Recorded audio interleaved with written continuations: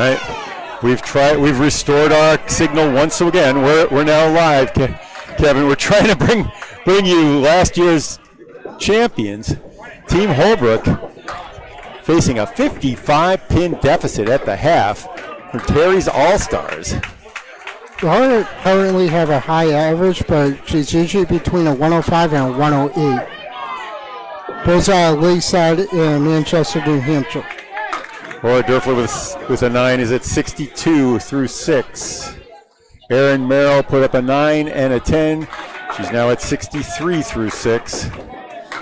The big game coming from Billy Shiner Sr. He's all marked so far, all head pins. And how about another 9 drop on the fill? 113 average, high. Jesus, I didn't even have the spare up there. He is at 60. He's at 78 through 4 complete. High career average is a 116. Overall average is a 113. 181 high single. No! Oh, there goes the perfect. High triple at 402. High five at 638. Currently bowls out of Lions and Mills. He's an Auburn resident. That was a nice pickup for Amanda Carroll. And a 10 as Shiner stays perfect. Remember, those who bowl the first 15 perfect games will receive I believe, $100 prize from Candlepins for Cancer. Billy Shiner is perfect at 88 through the half. Amanda Carroll with that spares at 45. The lead is now 63 for Harry's All-Stars. Shiner, that one hopped and bounced a little bit left. Lisa Caleri on the left side. Amanda Carroll catches the head pin. 29 miles an hour on her pitch. Lisa Diamond. It's a 6-year-old too, 51. I say Diamonds is a girl's best friend. Let's see if it's like that on Candlepin. Diamonds go about 27% of the time for pro bowlers. So they're not very many people's best friends. How many times did the Caleri go for pros? All right, Shiner. 42 miles an hour as he swings left on his first two pitches that he's missed, along with that 9 drop where he had the wood interfering. He was absolutely perfect at the beginning, and there you go. He stays perfect on the day, 98 through 6. And a 10 for Amanda Carroll, 61 at the 6. And most importantly, we are now past the halfway point. Good. We are at the Worlds. About 225 or so people here today. A lot of energy, a lot of sound. Scott Douglas now against Bobby Whitcomb. Team Holbrook in pink on your left. Let's put their scores on the left too. I do have a scoreboard change for that. Let's see. There we go. My apologies. Douglas with a 2-step approach. Shakes, but can't break up the split. 7-10. Scott Douglas has a 183 high single, a 428 high triple, a 681 high 5, and a high 10 of 1163. Both out of Westburg, Timber Lanes. That's right. He used to bowl out of Alley Cat in Kingston. With his brother, Bobby Whitcomb takes the 10 pin on the backside, off the left wall. 2 in a row for Bobby Witt. Witt is delivering a 33 mile an hour pitch. Scotty Douglas throwing about 35. I'm going to get more measurements from them later.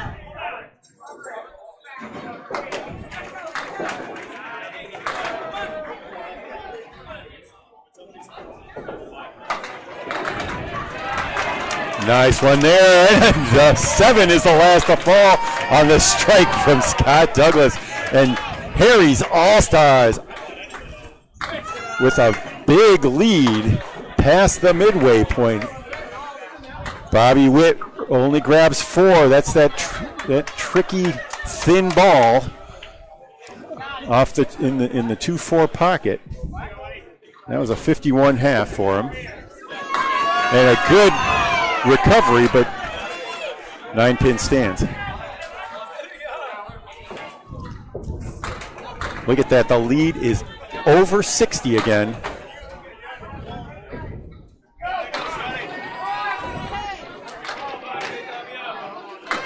And the face for a 10. 66 after 6 for Bobby Witt.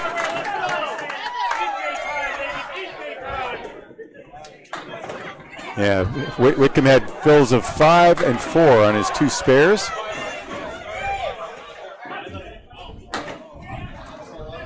And his team Holbrook now at 300 on the nose. That's confirmed with the official scoreboard. A 348 to 300 lead. John Winchell now.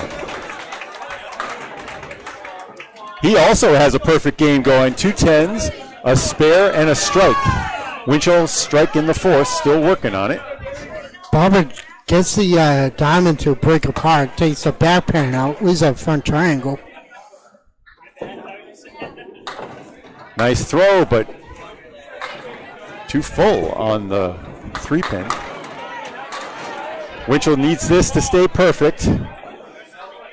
Billy Shiner is perfect through 6. With 3 spares, there a goes the strike, perfect. and 2 10s. There goes the perfect. Yep. And Barber with a 9. gain of 1 there, and that exchange for Barber. Not enough. That was a 39.5. You're not going to see that too often out of Barber. No, you don't. Winchell ended up with a 7 on the fill for a 57 through 4. And with that 8, he's now at 65. And the lead is back over 50, 54.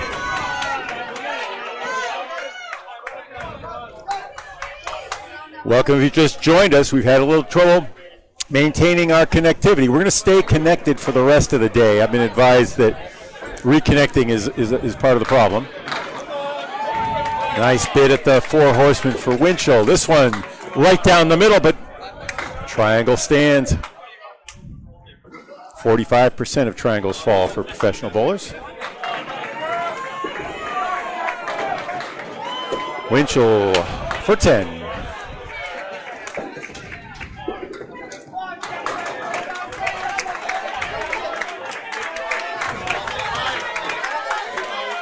Barber at 49 through 6. The lead stands at 54. The hot man right now, Billy Shiner, may have cooled off, though he maintained a perfect game. Josh Daly, however, just eviscerated the pins with a strike in the 6th on a spare in the 5th. 4 marks, and if he rallies a couple together, we could be right back in a tight match. Daly, good miss there. A Millis 8. Ward, she was involved in the finals for the ACS, the only ever ACST women's season back in 2017-18. All right, Daly off the head pin, gets 9 on the fill though. Tina just misses the head pin, but somehow a piece of wood takes out the 2-pin. Bailey takes 9. He's got 3 9s. He's left 3 pins standing at 98 through 7. Ward at 72 through 7 complete. And the lead at 45.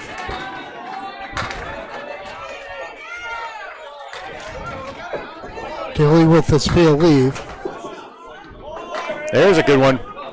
Didn't come. Came It came across Looked like a nice full pocket shot with a strong right to left spin. 2-1 split. No luck.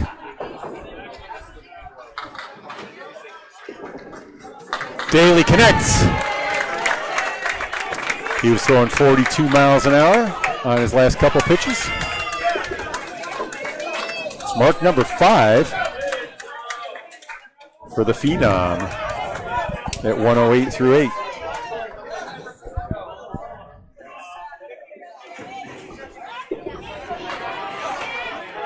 And Ward at 81 after 8.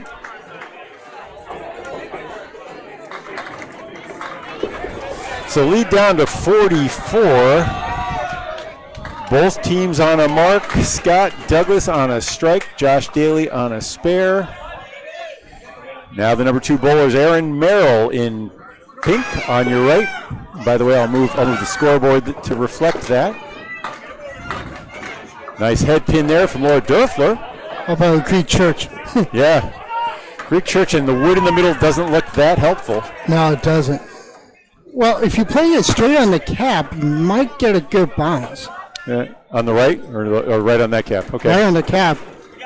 That was a pretty good bounce, but it's still there's just too many things to happen. Yeah. It's almost impossible.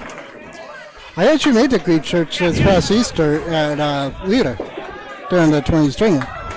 Merrill with 972. Dörfler with 8 off the Greek Church at 70.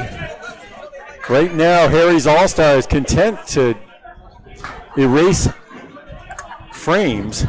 They've got to hold on to this lead for, looks like 10 plus 17 more boxes and a 43-pin lead. Well, it just was out the head pin.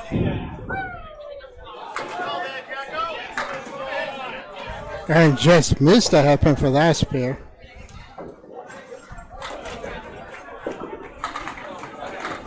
That was the pitch. There's the pitch. Huge spare. 80. And a 10 for Aaron Merrill. 82 after 8.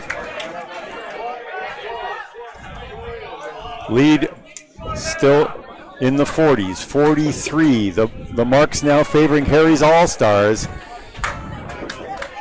Douglas on a strike. Dörfler sits down on a spare. Josh Daly had a spare in the first. Here's our number 1 bowler so far, Billy Shiner Sr. at 98, 38 over after 6. Amanda with a weird... Great working ball for Amanda. All right, Shiner, who couldn't miss at the beginning, is now pulling it more often than not. He pulled it a little bit much to the left. Oh, yeah. Oh, no, didn't connect.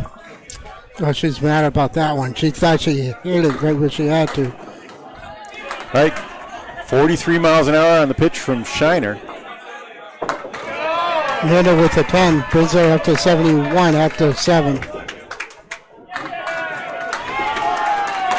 And Billy is still perfect with another 10. That's right. We are under a perfect game watch here. 100. Is it 100 or 150 for the perfect game? I believe it's 100. Yeah, I think so. That's what it was last year, but because normally, because I don't think it's the first 15 people that'll get it. That's why I'm thinking about 150. Billy has a good shot at it. I mean, he's under perfect game watch right Carroll. now. All right, leaves the 2-1 baby split. Shiner.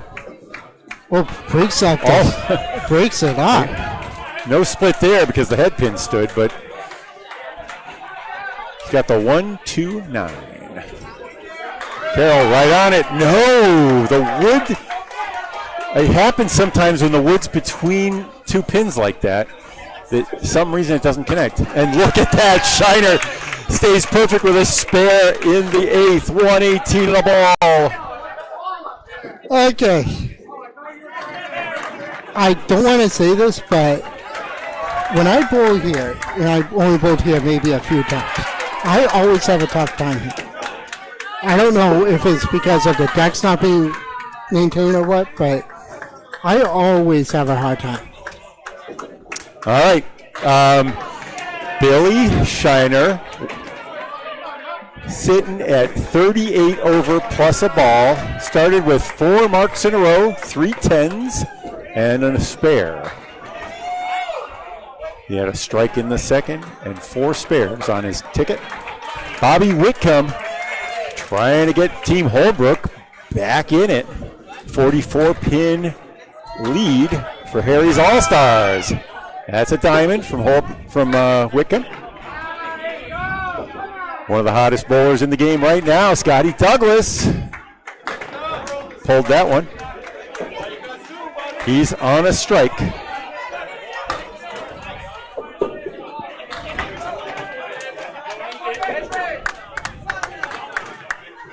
Just 4 on the first ball from Douglas. Whitcomb right on it.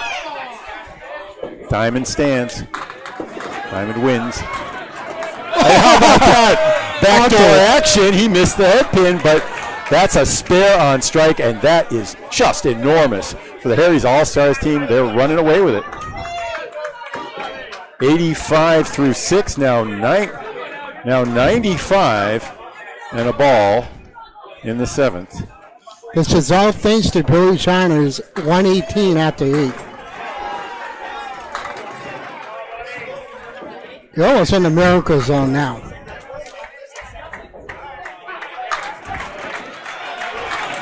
Josh Daly right on his heels at 108 through 8. But, how about that? Bobby Whitcomb is not done yet as he strikes to sit down. Oh, look at this. Scott Douglas with a pocket shot, backdoors everything, and leaves the 5-pin. Woody is out of play here. Yeah. Woody's going to go. It's gonna turn around now. This is about when it starts going backwards. It's going. It's still going. Yeah, I think we saw this in our first match where a pin came all the way out. It's still going. Oh, no, it stopped. All right. Amanda is going to run down and take care of that. Amanda Carroll runs out to clear it.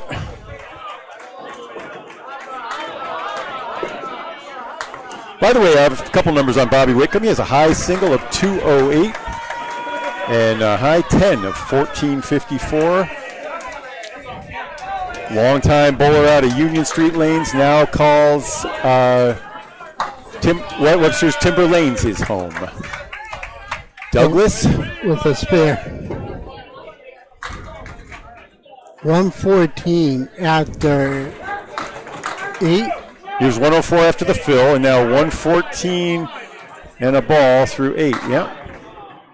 Big strike from Bobby Whitcomb, but they're not making up any ground. It's now 63 pins, the difference. Is that right?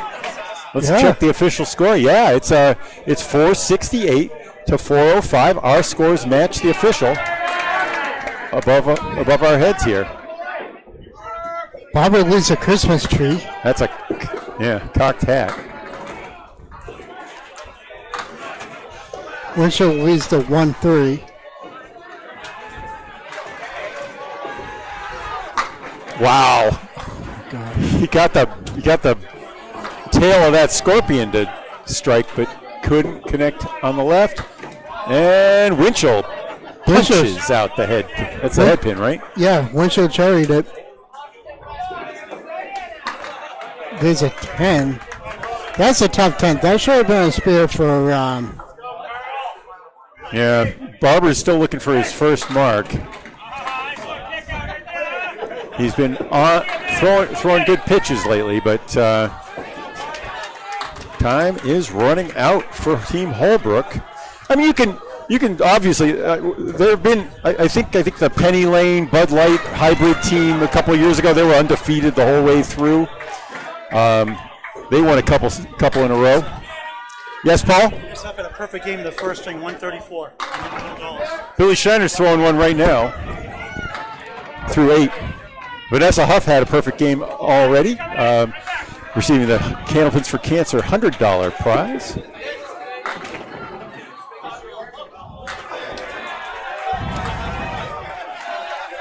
Winchell with 4, 8, 10. Sorry.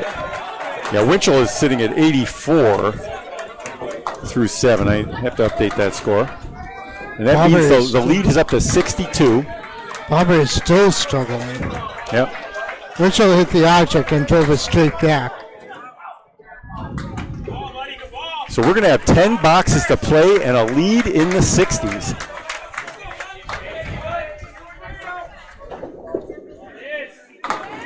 That would be a 9 for Winchell and 9 for Barber. Barber had a very uncharacteristic 68.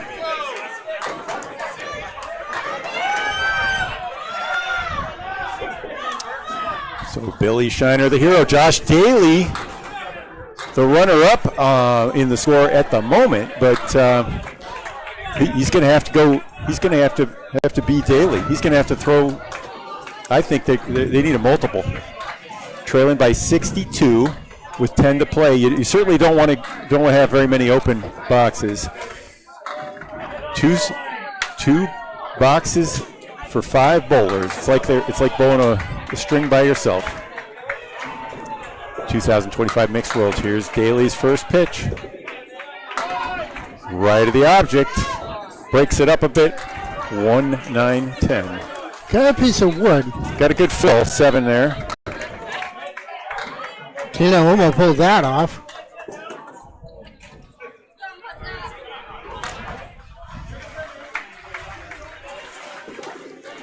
Nope. Just it's coming though. It's coming. It hits, and the head pin taken from the backside. Daly with a spare, thanks to his 42-mile-an-hour pitch. 125 through 9. They're not done yet. Tina ended up taking a 9 on that.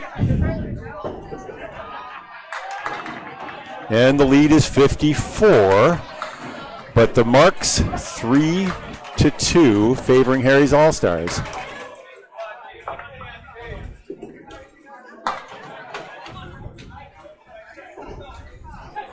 Nine boxes to play, a lead of 54. Harry's All-Stars, Tina Ward on the head pin crossover. Leaves parallel pins. Daly. Breaks up the split. Puts 8 in it. Gains another 8 though. 133. The lead is below 50.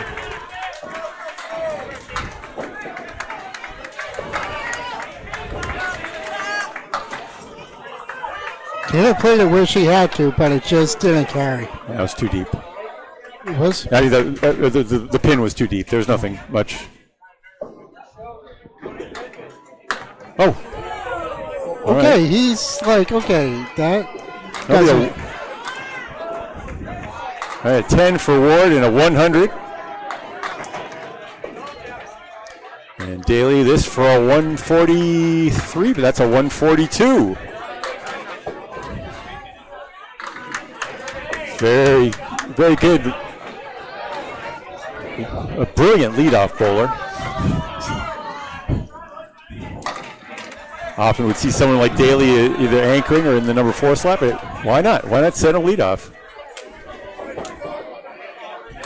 Picked up 42 in that exchange, but the reason that we have a 47-pin lead is that Billy Shiner has a similar lead in his matchup with Anna DeCarroll. Scotty Douglas also putting up big numbers. I wouldn't be surprised if Scotty catches Billy. He's only 4 back. They're both working on a spare. Dörfler, banana split. Where's Casey? She was on a fill though, so at 86, and that adds to the lead. Georgia straight back. So both bowlers open in the 9th. We're down to our last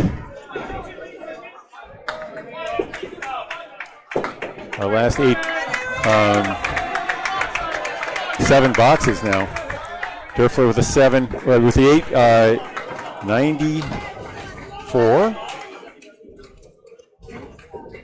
Merrill at 90. The lead, 53. Harry's All-Stars.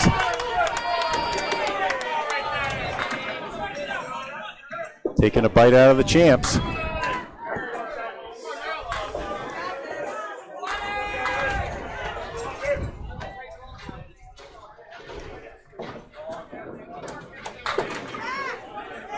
Great spare.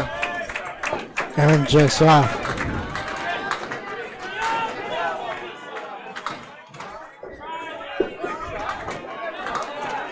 And a tough 9 out of that.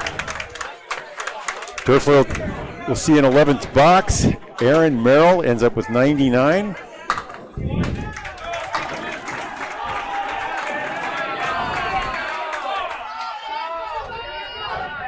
And the lead's at 54 plus this ball. Why not? How about 8 more? Wow. A 112. For New Hampshire's Laura Durfler.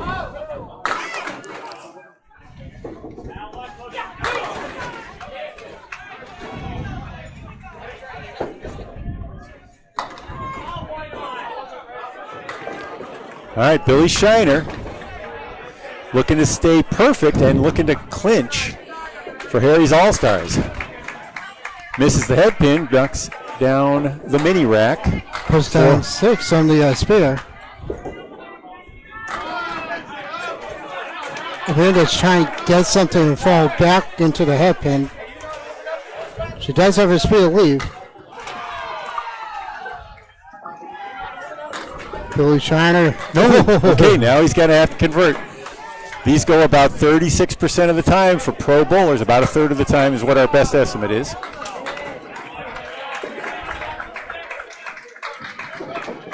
And no perfect game for Shiner. Oh, he lost He it. left one pin standing there. 133. 9. Now he's going to need a 10 to pass Josh Daly, who threw a 142 a moment ago for the, I don't know, personal honors of being the top bowler. Scott Douglas coming up next is at 114 in the ball. He's going to have something to say about that as well. Shiner back on the head pin, 9 drop. He's going to want that $9 back. Yeah.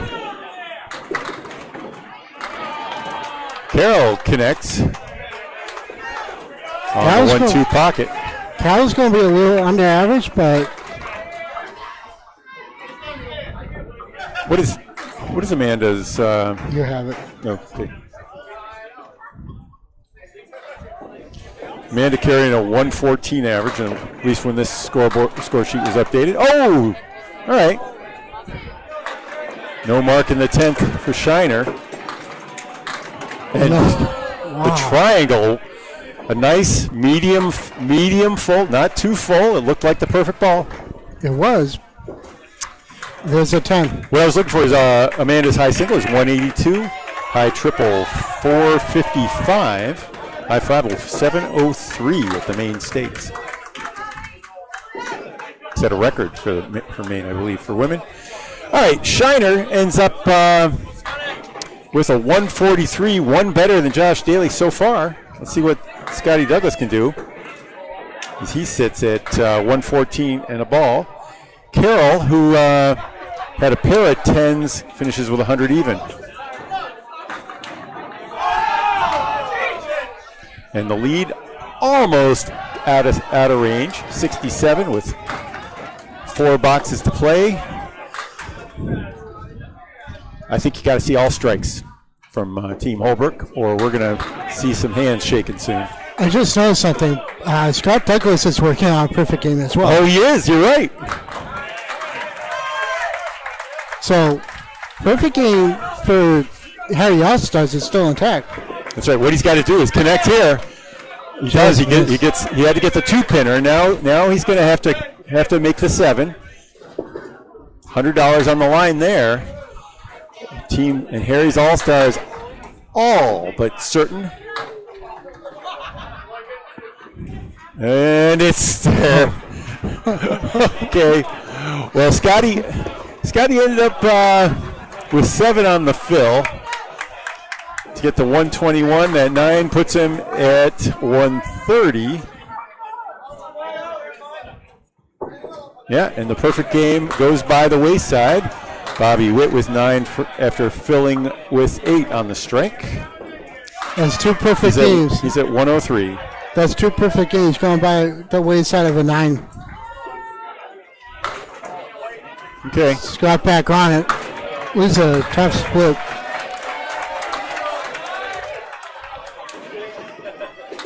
And with that, all right, now the lead is 66. I don't know which split is tougher, the one that Scott has or the one that Bobby has to deal with. 3 boxes to play.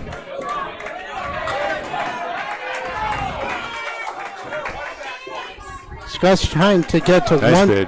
139. Right now he's at 138.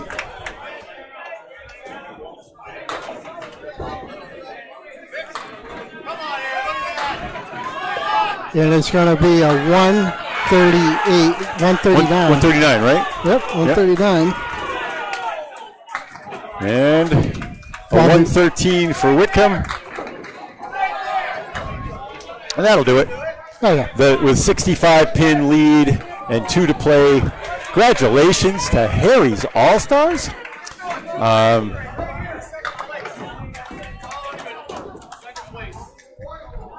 They should be early leaders now, having at least more. A lot of teams are going to be 2-0, I assume, but having taken out last year's champions in match 2, they're going to be holding their heads high.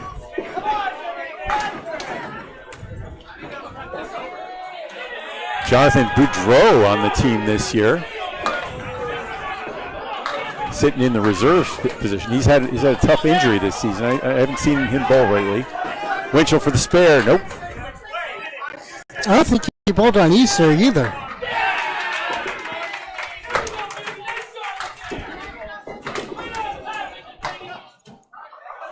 Okay, not Dave Barber's. Not Dave Barber. Nope.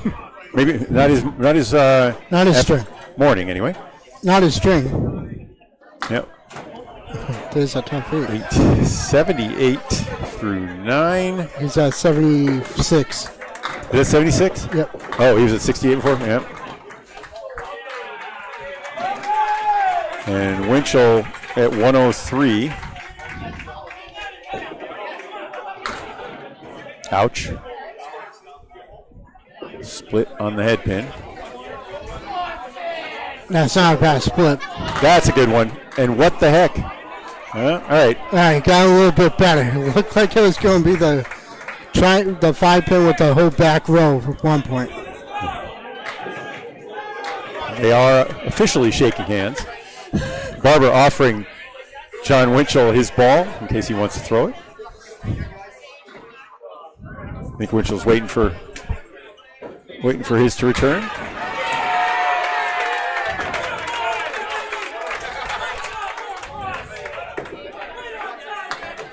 Ouch. Yeah. Oh, uses the wood and connects with tag. You're not it. The 9 pin stands. Dave Barber will be open. And John, I think he's waving that off, I think, yeah. It was close, but too close. I think the ball was over the edge of the gutter. That'd be a 6 for Winchell and a 109. And a 10 for Dave Barber, takes 86. Yeah, he was at 76 a second ago. My apologies for the scoreboard update that I failed. Anyway, a 603 to 540 victory. Harry's All-Stars behind 143 from Billy Shiner, 139 from Scotty Douglas, 112 from Laura Durfler, taking out Bobby Whitcomb, Josh Daly, Dave Barber, Amanda Carroll, and Aaron Merrill. They now have to fight their way up through the standings with a loss. Hoping that they don't need to be perfect to win the 2025 Mixed Worlds. Kevin, you have any final words before we go on mute? No, I think that I think that Billy got robbed with his perfect game. I mean, the head pin kind of bit him in the butt, but same thing with Scott Douglas. Seventon bit him in the butt, but coming up next we have Academy Lanes versus the Hammer Barn. So that's I'm sorry, what was that? now we have Academy Lanes next. Versus who? Hammer Barn. Hammer Barn. Okay, I don't know the Hammer Barn team. Chris Winiars and Allie Atwell. Sam Okay. Harvin, Corey Quebec. Alisi. Yeah, nice. They were next to us in the first match. And real quickly, I want to say thanks to Mark Smith Dog for covering for me since I was running late during the first one. I mean, she stepped in and did a great job from what I saw. So, Absolutely, yeah. So, All right, so we're gonna go on mute now, and we'll keep the stream live.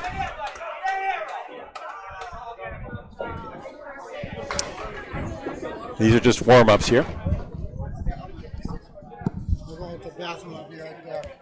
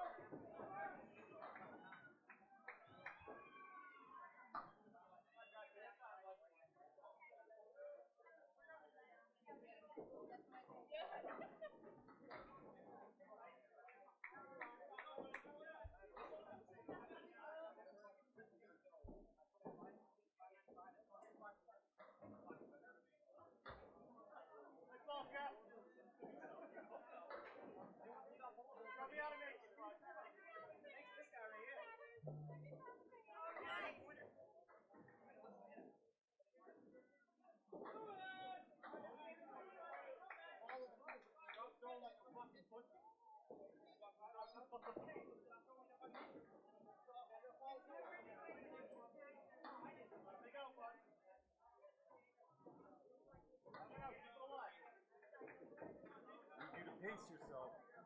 I can't understand you when you're too fast. Okay?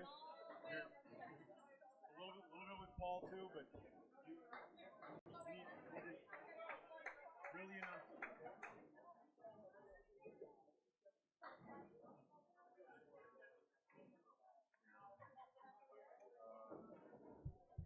I'm going to take these scores down. Have you written them down or? Yeah, I got it. Okay.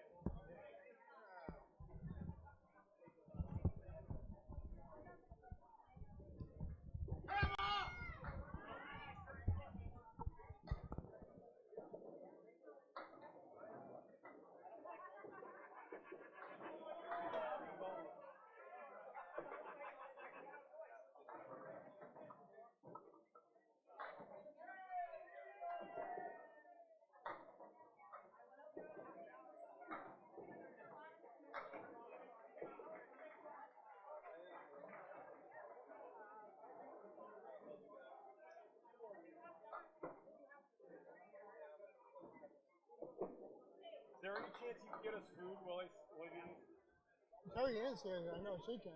What? Terry Ann's here. Huh. There you got it.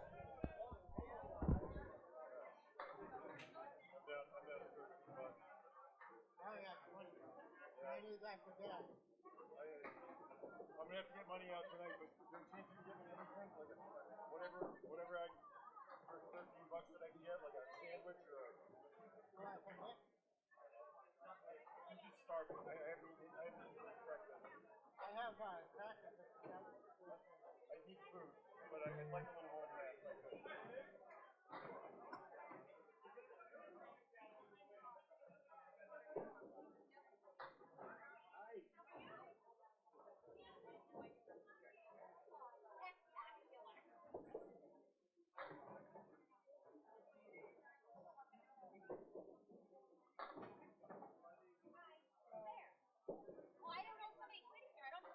I know someone's in here. Be dominant. Huh? Well, I can't be dominant when there's electrical stuff around me. I don't want to die. Oh, that's what I'm done. I don't want to die.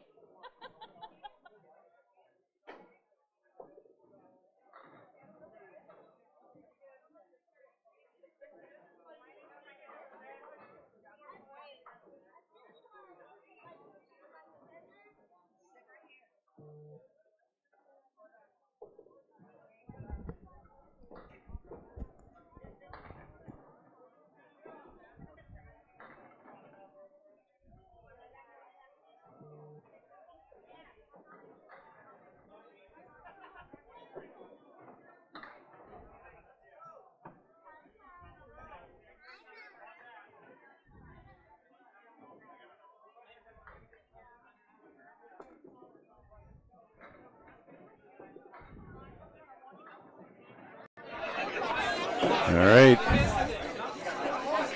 Looks like Team Academy Lanes and Team Hammer Barn starting to take some warm-up pitches. I see Academy Lanes is going to be in green. I'll be putting the scores up, the scoreboards up. I don't know anything about it. I don't know who's sitting here. Just a moment. They'll be on the right. Did anybody notice if I stood on a chair? Did anybody notice if I stood on a chair? Because this sucks. Huh?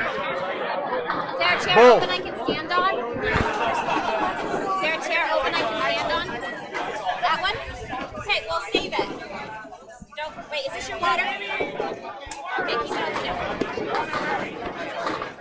It's empty. There's that. Always eat it. You don't get a body on. I'm not surprised. I'm not surprised.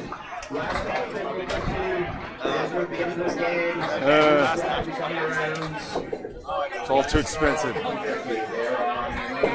I don't know what. I have $13, so I'll get shoot. I'll get a large veggie sub.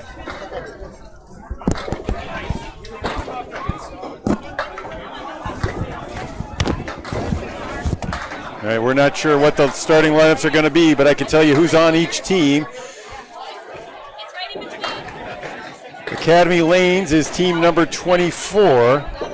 Their roster contains Katrina Campbell, Nikki McKeever, Nick Leach, Nick Norcross, Freshie, Nick Zephalato, 3 Nicks, Jordan Britton, who we see warming up, along with Alicia Kelly.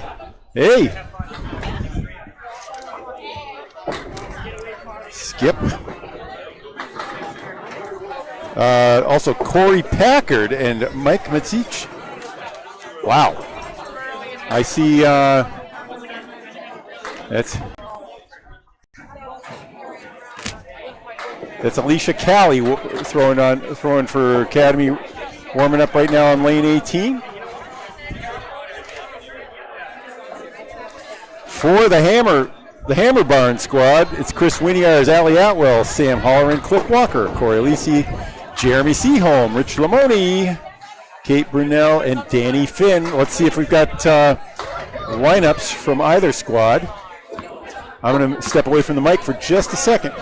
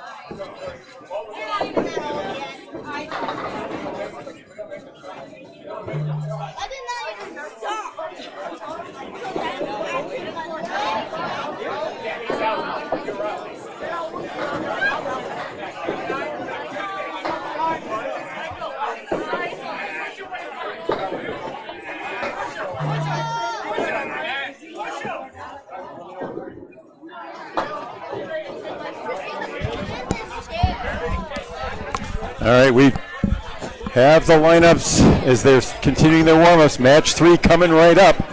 It's going to be Alicia Callie for Academy. We'll be leading up. You see her warming up right now. Then Katrina Campbell.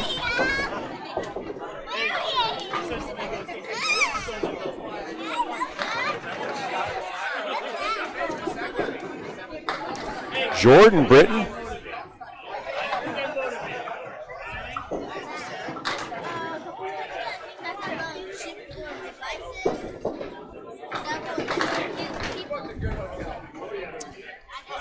Nick Norcross.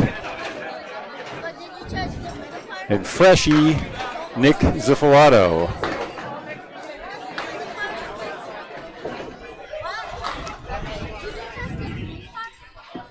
For the Hammer Barn, Let's go, Jordan! got Chris Winiars leading off.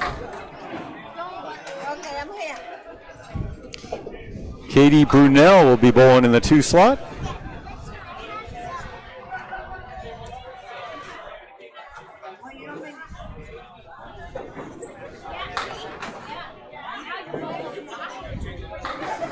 Sam Holleran in the 3 spot.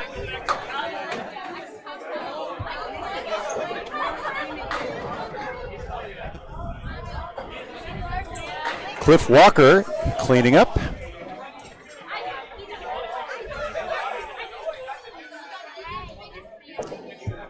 And Corey with a Y, Alisi.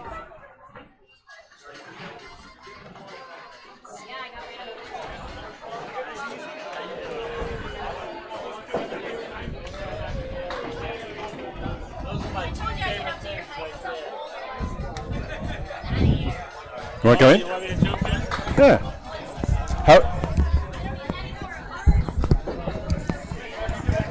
Bob, how you doing? Hey, Coach. Good.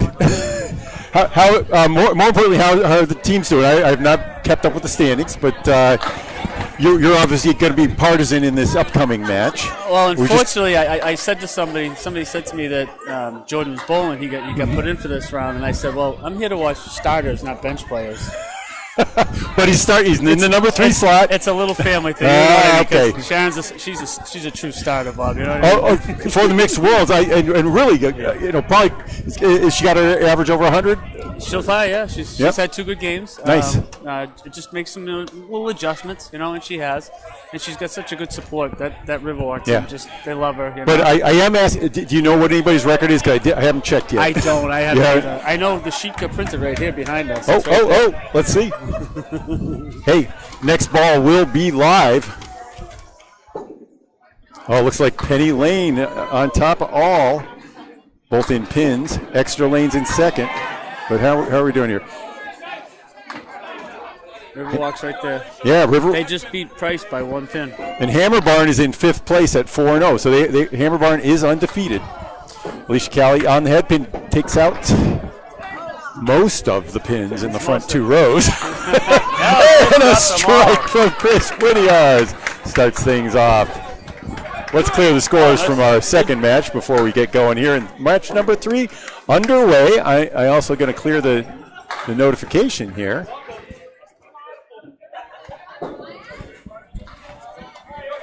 Alicia ends up with a 9.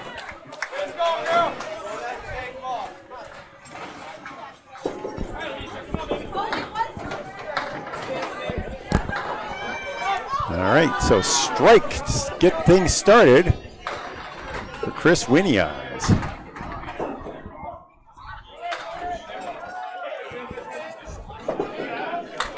Alicia throws her first ball all over the head pin.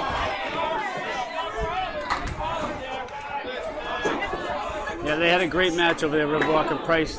Both Petey Pete and Chris Bove had a spare in the 9th and the 10th. And it was all about the fill because they were tied even. So Academy Lanes comes in 2-2, so they've won 1 and lost 1. And you said Hammer Barnes 4-0? Yep, they're averaging 530 on the day. Academy Lanes is. Hammer Barn at 544 so far is undefeated. Should be a good match, nice and even. That's right. Whittier's on the head pin, 5 on the first ball here. Still on the fill. That'll be 7. Not bad. Some of the best games start with a 17, they say. They say. And it'll be 22. Oh, actually, that was only 5, actually. I guess he threw through the bunny hole there on it. So 22 through 2 complete. Alicia with her 10 is at 19. Bobby, look around. It looks like a lot of teams have subbed in some people, give other people a rest. I've seen a lot of different starters and looking down these alleyways for most teams. Katie Brunel starts things off with a lemon drop. We're going to have to fill that later. Katrina Campbell on the strange spread eagle variant. You know, it's like a mini spread eagle? Yeah, it was a mini spread eagle. That's what. Just like the elbow or the shoulder on one side and the whole wing on the other. Oh. Tough 8 there. The wood was a roadblock. Campbell's throwing very precise looking pitches so far, but has 8 to show for it. 7 for Katie Brunel.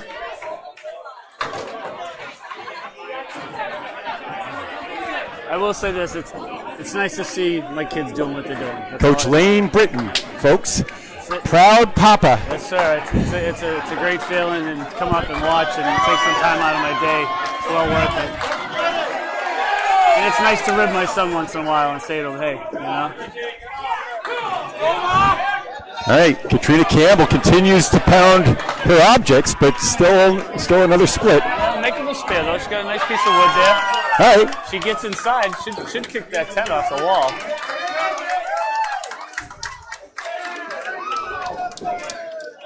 That one got away. A little left.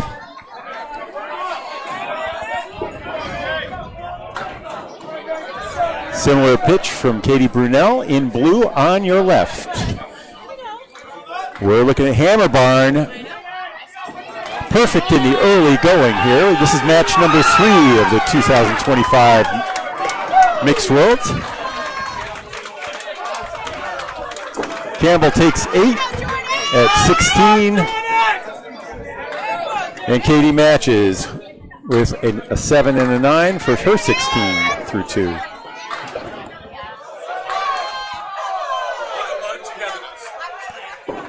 All right, here it is, Jordan. What are we going to watch for here, Lane? I want to see his release point. It's big on him in his release point. If he's too low to the floor and he doesn't get the ball out, it's going to tail on him. It's because he's trying to, not to reverse throw, but he's trying to really pitch it. Oh, good first ball. Yeah. Did I call that? That was pretty. That's a so what strike from Sam Holland, though. How about that? And like I said, the key was getting the ball out there. He's got to get that ball out there. He's got a nice ball. It's just if he doesn't get it off that line, it's when it's on the line he hurts himself. Yeah. A little left. Half a rack on a Kaleri. Head pin is pushed over onto the left side. Yep. Sam Holleran. 8 fill for Jordan, and likewise. I didn't like when that pin slid over on her. It was going to be a tough. She'd have to be outside instead of inside. That's interesting point. Yeah, she hit it right on the money too. Good starts, both of them.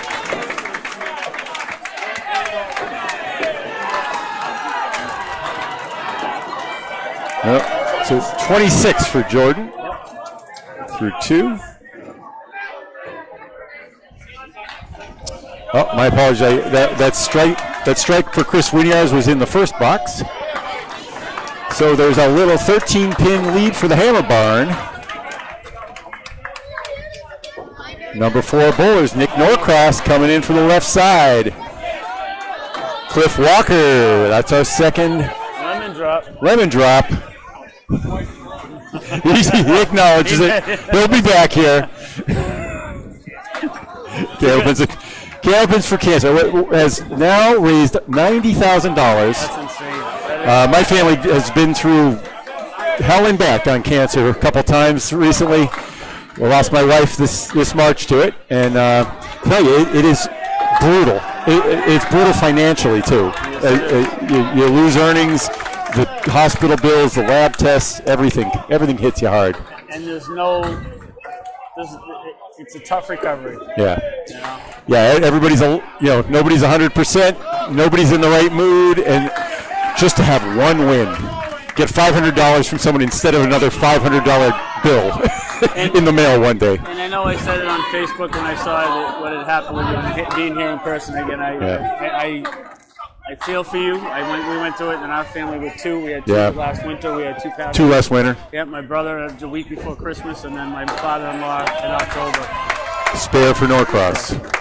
So again, I it's feel for you, Bob. And, it takes your breath away. It makes it's awful. I don't know why life does this thing to you, but.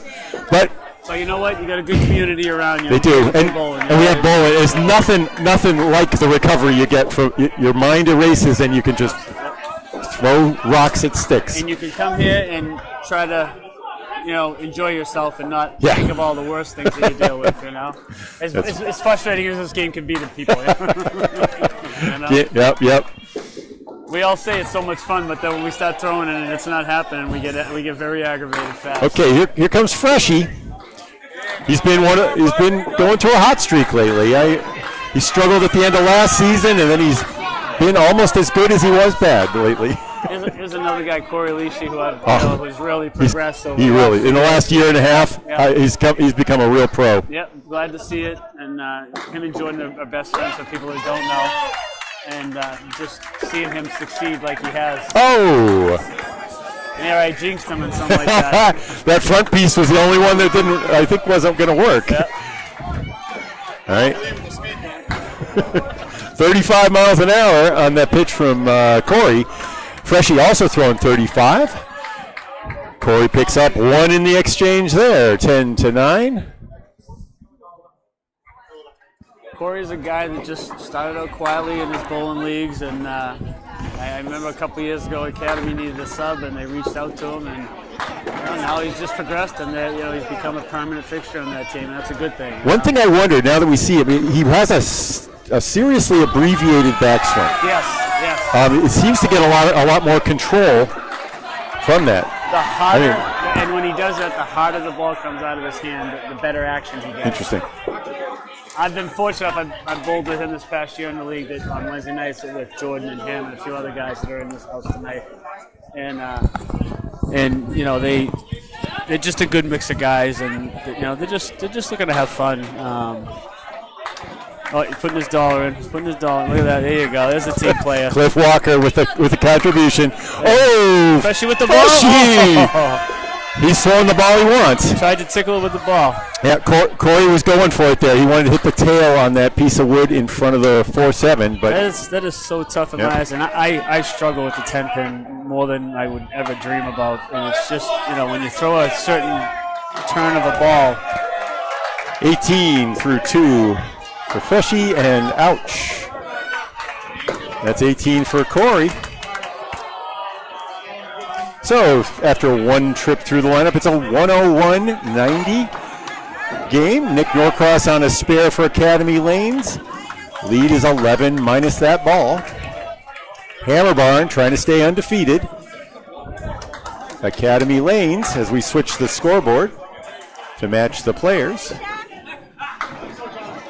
So the best thing in coming up and watching something like this is it's not only my kids, but also a lot of good people in this bowling alley, that you like to see have a good time, and you walk around, you talk to people, and it's great when you hear, it's Sharon this and Jordan this, and there isn't a person in this house, and we joke around with some people, and joking with Kim Baker, and she said, my girls, meaning my daughters, and I said, you can take them home with you, it's okay.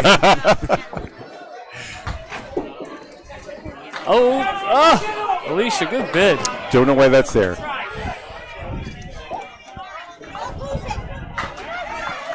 All right, Chris Winiars for the 10. Takes 9 in the third. 31. He started off with a strike, filled with 5.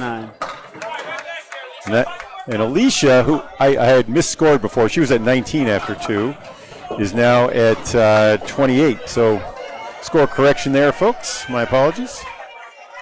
You're only human. Don't beat yourself up. So the lead is now 2 minus the ball. I think Academy Lanes is knocking on the door. Tiny bit. Yeah, exactly. All right. Winiars takes out the mini rack behind the 4 horsemen. I think it's tough for me jumping in. There's only a couple people that I know, so watching these guys bowl, I've seen them around, alleys before. It's nice to actually take a couple minutes and watch the different bowlers that you don't see on a regular basis. Yeah, here Chris Winiar is another one with an abbreviated backswing, kind of like Corey. Doesn't take it up past his waist in the back. And a lot of that is ball control. That guys do that. A couple Pro Bowlers told me that they feel, there's the control in the ball, and when they go to release it.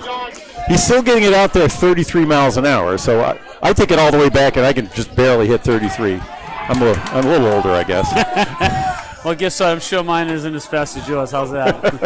I think his footwork is pretty fast, too. That was for a 10 for Callie. She's throwing 30 and is now at 38 through 4.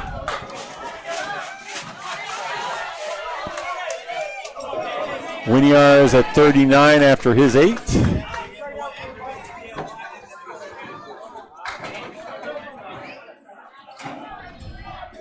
Katie Brunel now. How the match has been so far that you've been? We just saw Team Holbrook fall to Harry's All-Stars. Really? Harry's All-Stars put up a big 6-0-8, I think it was, and huge start from Billy Shiner Sr. through 4 marks in a row. Both he and Scott Douglas blew their perfect games in the 9th. Oh my goodness! They both had 9s. One of my biggest supporters, greatest bowling guys that I like to be around is John Winchell. He's such a super guy. I've bowled with him for many years.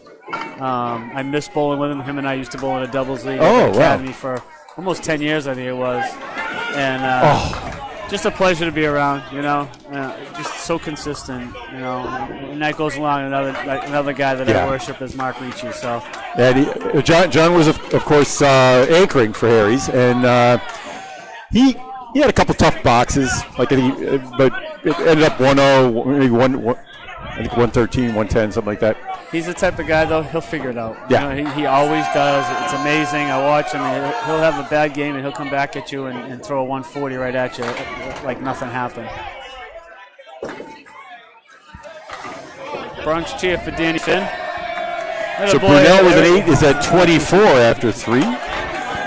Mr. Outrun the Bear. He doesn't do it as good as Jordan Britton does. Jordan did it for the World's team. He's incredible. All right, Katrina Campbell with a couple of good pitches in there, but gets a 9. Still hasn't gotten a spare, but I like what I'm seeing in terms of the follow through, the accuracy from Katrina Campbell. Yep. I'm seeing she does just a really nice finish. You know, you're seeing, but in the few that I've seen her throw, she comes in from the side. She doesn't come directly at. Like some. Well, that may be difficult to recreate that if it's coming from the side, but I am seeing a good long, like a good release out in front of the line. Yep. Look at that. The whole thing was left from the beginning, but it was a perfectly straight ball, a little right to left. But you can see if she's on that right side, on the 3-pin side, going it from the head pin to the 3, she's gonna, she gets the result. And there it is, another great pitch. And another almost spared. 30 miles an hour on the gun for Katrina Campbell. And that's key to my Sharon's the same way. She's got to come in from the side, so they get that action off the wall. Good stick for 10. Good 10, 35. Brunel at 9, at 8, at 32. Yep, one of my daughters is here if you couldn't hear her. That's right. That would be the youngest. It's just nice, That was cool the way they started off with a pair of strikes in the first. See how he does here. Again, getting that ball out front is key for him. Yep. Little working ball. I don't know why the footwork seemed a little left there. The whole pitch was on the left side. My take is he's trying to put a little something behind it. So he's turning his hips a little bit. All right. Straighten that one out. That way he did. You saw it. With him, it's all about his hips go to the left. That's when he's trying to torque the ball, and he knows better. He's done a hell of a job improving himself this year. He's probably one of his best years in a long time bowling. Hey, uses the wood. A little helper. He's at 36 through 3. Sam Holland with 8 is at 35. I believe. Yep. 35. Our first ball. Just off to the left. Jordan in the pot. Too heavy on the 3. Yeah. Too heavy. There's a little bit of rotation going on in those hips. So I don't know. So this string, and I'm gonna have to cut out after this one. Sure, I gotta go. I got baseball tonight. I never stop. You watch that as much as you can. It's all about his hips. See again. Look at that one. See, he's square. Wow! What a pitch. What do they call me? The coach, right? Nice, right? coach. 46 in the ball for Jordan Britton. That was Lane Britton on the call. And Sam Holleran with the 10 is at 45. We are at 157, 152. A 5-pin lead for Academy Lanes. Well, I appreciate you letting me. All right, thank you for starting for us, Lane. I'll see a lot of you this weekend. I'm sure. Right. Kevin? Okay.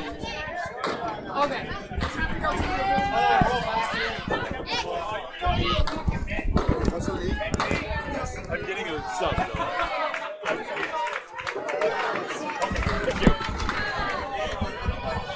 All right, now, Nick Norcross. On the fill, takes 7.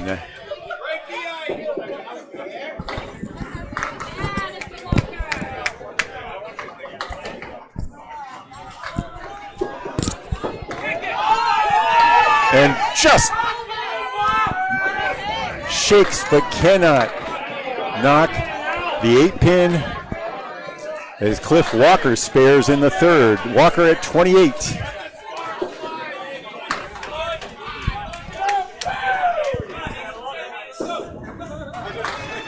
Norcross takes 10. He's at 37 through 3.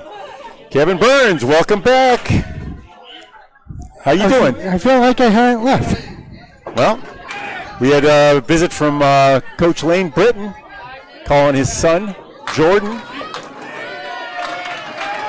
talking about his form, among other things.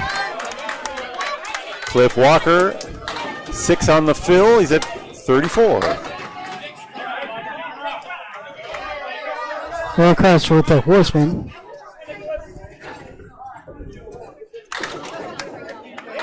Oh, Cliff Walker executes.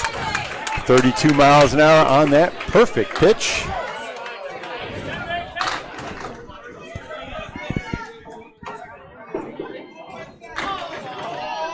He now, after beginning with a pair of 9s, has a pair of spares. Is at 44 and a ball through 4. Norcross, 46 and open in the 4th. This is match 3 versus the 4-0 Hammer Barn squad against Academy Lanes. Came in 2-2.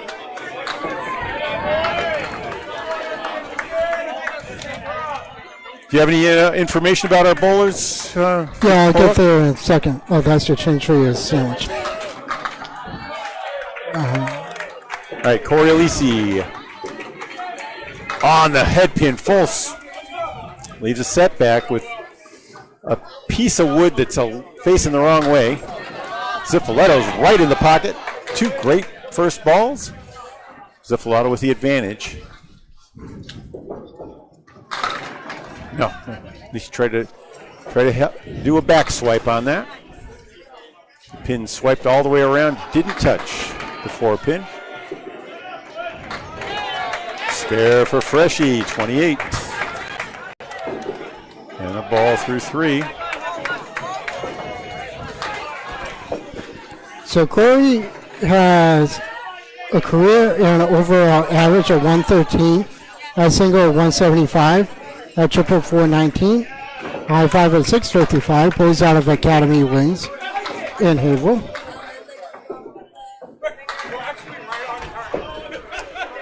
All right. Nick Zeppoletto on the fill. Right on it. 7 and a split.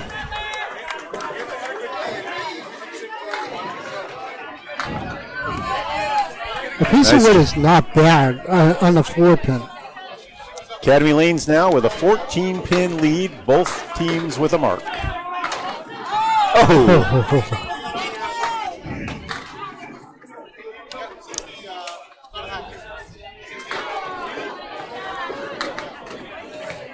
And Corey takes a 9.35, sitting down after 4.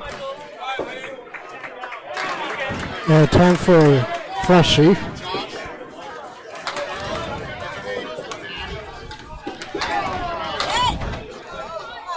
All right, teams switch sides. We'll switch the scoreboard around. Move the hammer barn left. Academy Lanes will be on your right. Alicia Callie standing at 38 through 4. Takes a couple of practice swings and delivers. 29 miles an hour. Takes out 3 on the left-hand side. Now Chris Warniar is going to wait for Fernando Gasharna to pitch. Threw a spare next to him. And now let's see if Chris Winiar's 34 out of the hand. Look at hit that back. That was a back splash and a half. He's got a piece of wood way out in front of the. I think that's the. That's a 6-pin. Is that the 6-pin, not the 9? Yeah, okay. So he wants to hit the middle and sends it back. Good spare for Winiar's. Closing the deficit there.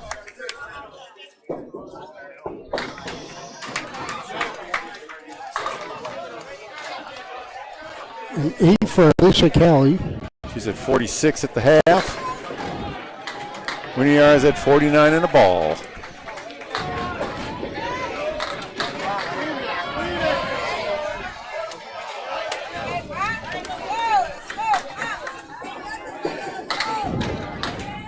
Yeah, lemon drop for Alicia Callie.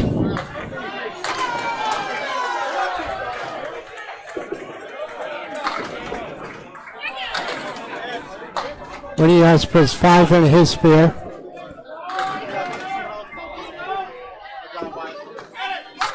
So 54 half. Alicia goes right through the hoop.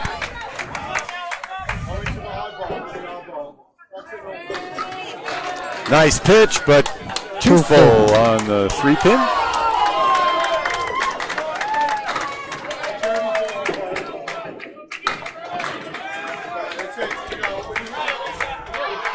So Winiar's is at 248 through his first 2 strings today, so averaging 124 coming into this. He started things off with a strike and added a spare in the 5th. He takes 8 there and is at 62 after 6.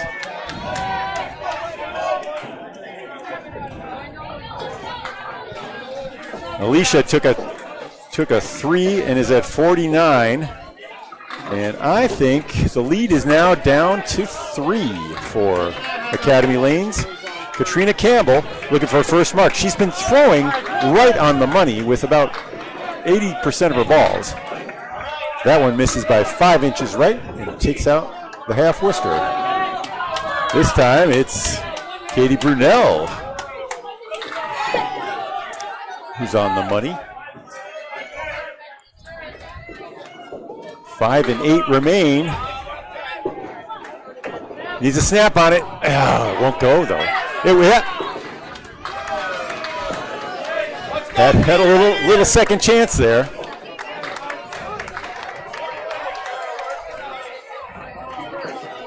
Campbell trying to clean up for 10. She's at 35 after 4.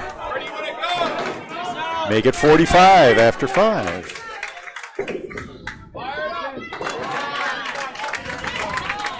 Matching 10 for Brunel, 42.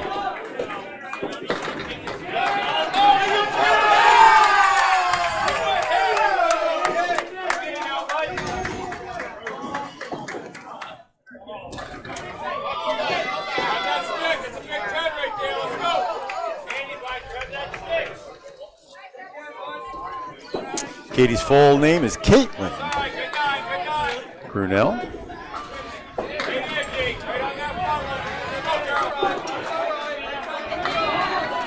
Born in 1998, should make her about 26 years old. Out of Danville, New Hampshire. Carrying the 97 average, the time she filled out this sheets. High single is 144, high triple 333. So she's just beginning in her career.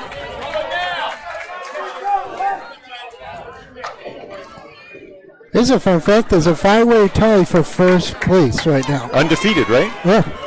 And one of those teams is on the is right here. Yep. Hammer Barn, correct? Yep. All right. 10 for Katie, or 10 for Katrina, and 9 for Katie there.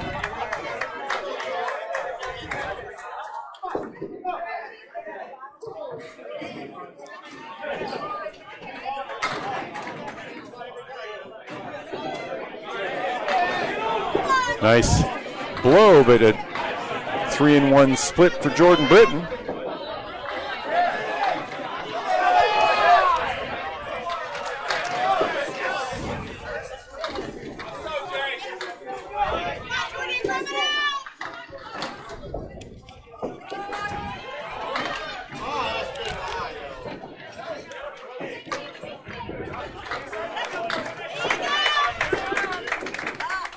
All right, a 7 for Holleran.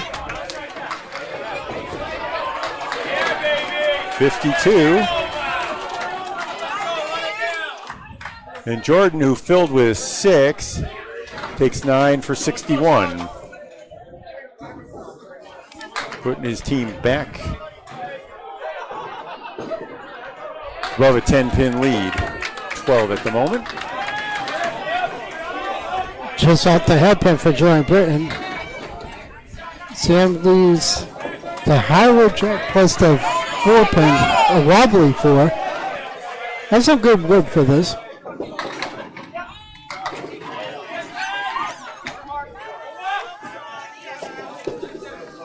Jordan hits his out, just can't get anything to fly.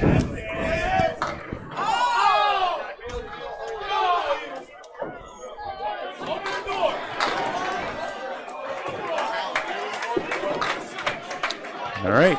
An 8 for Sam and a 7 for Britton. Britton at 68. Holleran at 60. Britton started off, they both started off with strikes. And Britton added a spare in the 4th.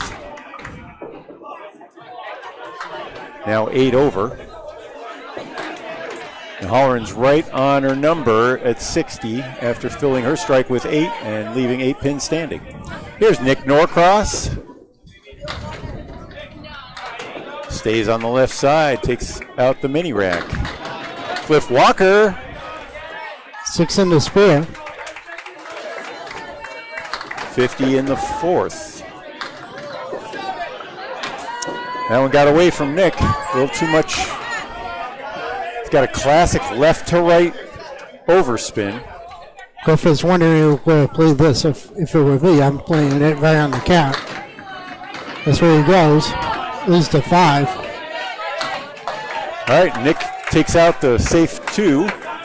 Probably wise in that case.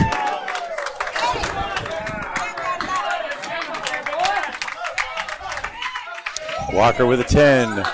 Norcross with the 9.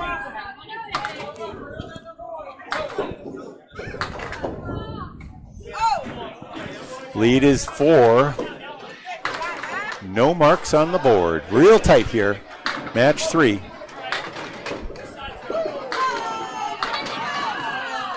Okay, Walker.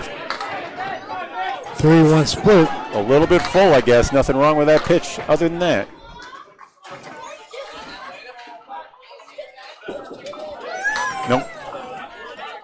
We've seen a little bit of forward action off the walls. So it seems like the head pin has fallen about 3 or 4 times on pins bouncing off the sidewalls. Every once in a while, house, whether because of the way it's leveled out or the way that the walls are positioned. That's a 9 for Norcross and an 8 for Cliff. So Cliff's at 68, Nick's at 64, and the lead is down to 5 for Academy Lanes. It's Freshie.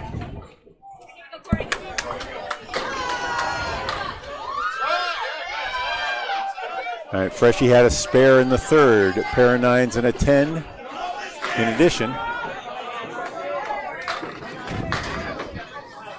Corey Lisi looking for his first mark, full. I guess that's a Greek cathedral, right? You know, I really don't know if this is it's a big Greek church, yeah. Yeah, it's like a Greek church with an spare Freshie on the triangle. He's at the right side. Piece of wood is coming back. No, a little more juice on that piece of wood. I think a couple more would have fallen.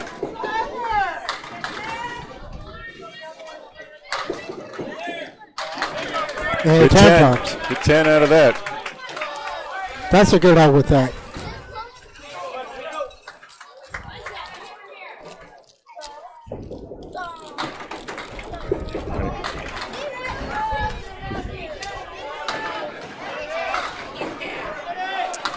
All right, Freshie on the fill. He had a 7 fill on his spare in the third. Good miss there. 7 more off of a pitch that almost hit the 4-pin. Just grazed the 2-pin going by. Spare lead for both of them. Nice 1-3-5. Wood looks cooperative.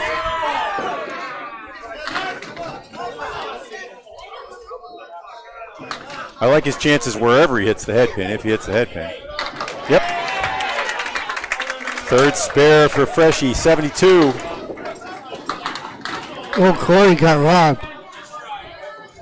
Corey played that right where he had to, got robbed, leads the 7-pin. And that'll be a 9-54. Lead now up to 13 for Academy Lanes. They're going to switch sides. We're going to switch the scoreboards.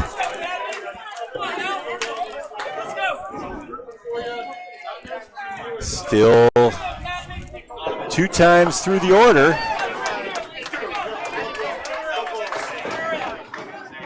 Five bowlers. Chris Winiars began things with a strike in the first. Hits the right side with his first ball in the 7th. Here's Alicia Callie. Looked like she had that one squared up, but then she slid a little bit to the right and the ball went right.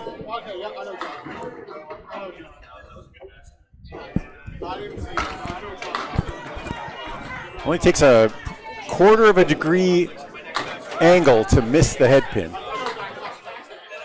You do the trigonometry.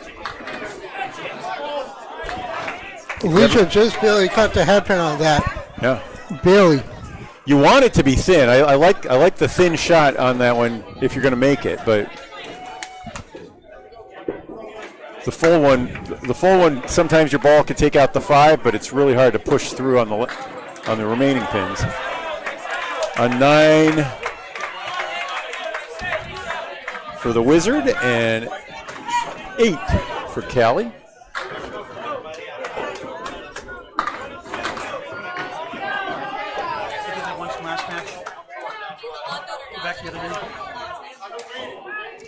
Academy Lanes holding a 12-pin lead.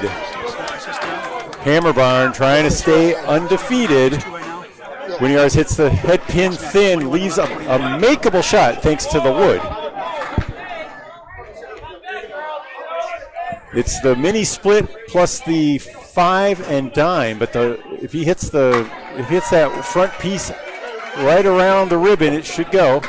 Yep, Plays it on the tail. That was a nice pickup. 81.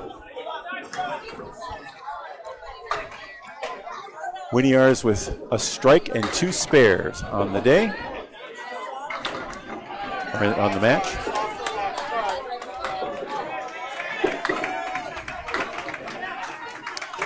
Callie with a good out to 9. 66, and it draws the lead down to 11. Minus Winiarz's Phil when he comes up in the 9th. Here's Katrina Campbell and Katie Brunell. Brunell in blue on your right. Number 2 slot bowlers. Feet got up there fast in that one. Didn't have time to get it out all the way. Campbell, good delivery, just a little right.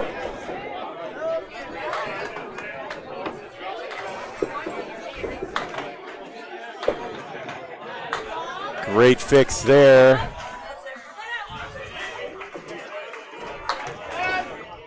Campbell for the spare. Hit it just about right. You want it, gave it a chance off the head pin. Will often flip over. Brunel 10 puts her to 61 through 7. Still 4 pins standing, and it's going to be a 6 for Campbell. Tough box there.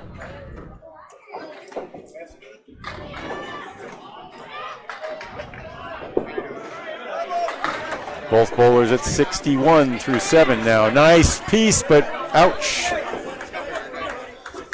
Another setback. The sweeper is not bad on that setback, though. If she sees it, I think she brings that right to left ball in on the ribbon, and that could easily go across. Let's see. Yep.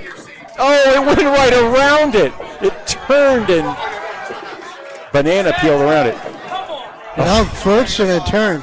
Yeah. Both bowlers executed well there. No, because that was right there. I mean, that 5-pin sure went. Nice 10 for Brunel, 71. And a matching 10 there. We are, nobody is jumping out very far. We're at 341 to 334. Midway through the 4th trip through. Jordan Britton, standing about 6 feet tall. Sam Holleran. Drops 8. Yo. Britton drops 7. He's still got the 1, 2, and 4. How about it? Nope. Just a little right. That one should do it. It does, off the wall. Spare number 2 to go with a strike for Jordan Britton. And a 10 for Sam.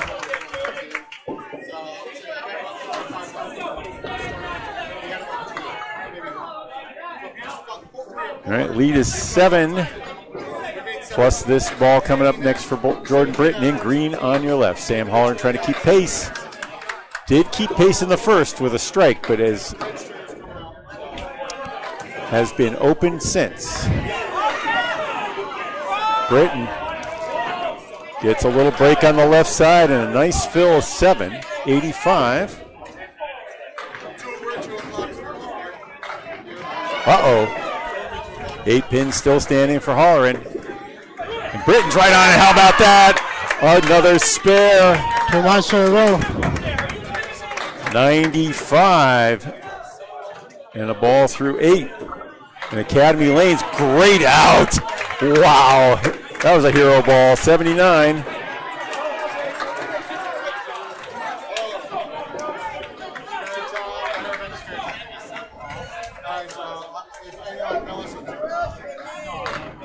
All right, Cliff Walker and Nick Norcross, the number 4 bowlers. We're down to the last 14 boxes. The lead, 15 for Academy Lanes, plus a bonus ball. Both teams.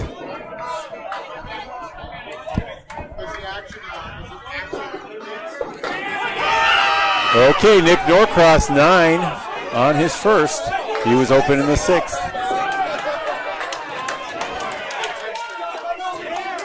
Walker on the 4 horsemen finds his spot and connects.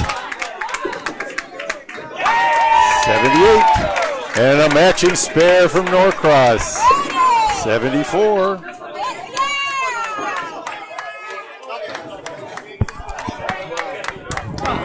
.378, 363. That is confirmed with the official scoreboard ahead.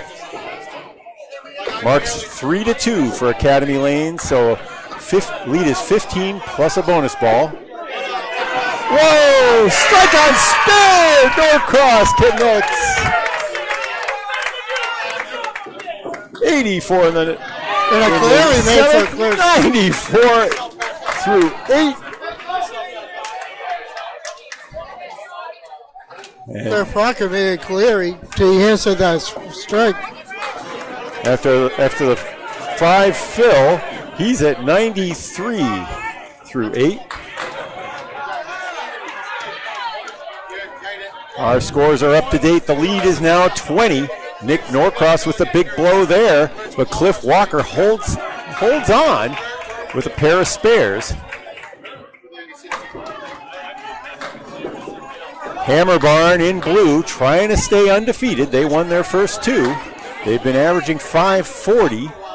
They're a little below that pace right now. Nick Norcross connects! Academy Lanes bringing it on with that. Another $20 as that strike was on a spare. I think that was Freshly there, Bob. Yep. Oh, did I say Norcross? That was Yes, Nick you did. Zuffletto. My apologies. I can tell the difference. I give you that. I can tell the difference, I swear. I mean, look how small he is.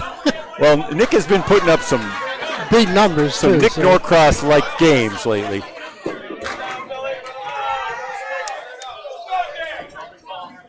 All right, Elise with the 8. Oh, spread eagle and a Talon. That's 3 on the first ball.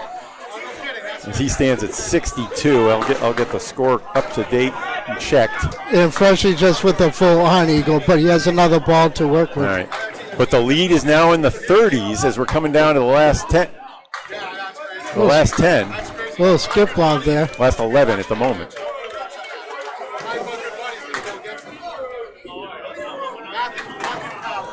All right, pretty good fill out of this. got 3 more, so that's a 99 for Freshie. The other Nick, there's 3 Nicks. Nick Leach is also on this academy team. And a Almost good came looking back. 9 there, 108. Almost comes back and takes that.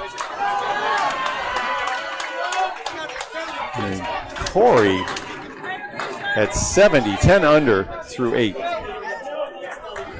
40 pins. One of you guys is going to have to put us on, has a mark, so that's going to cut into the deficit a little. Yeah, it's 40, 40, and both teams have a fill. Nick Norcross working on a strike.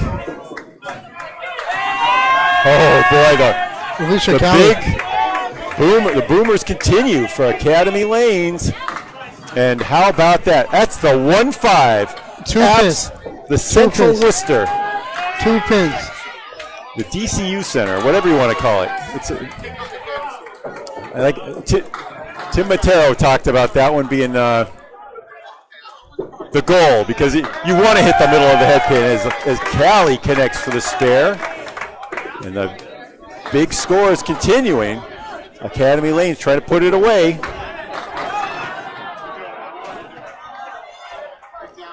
Poor Nick Winners with a 2 fill on that ridiculous 1-5 split. How about that 10? Wow. So he's at 93, not giving up, but Academy is running away now.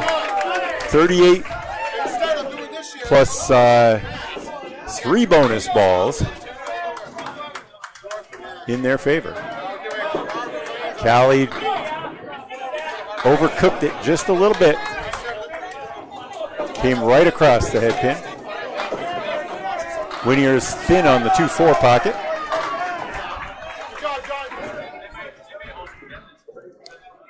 Callie ended up with a 5 fill there, 81. Almost. Uh-oh.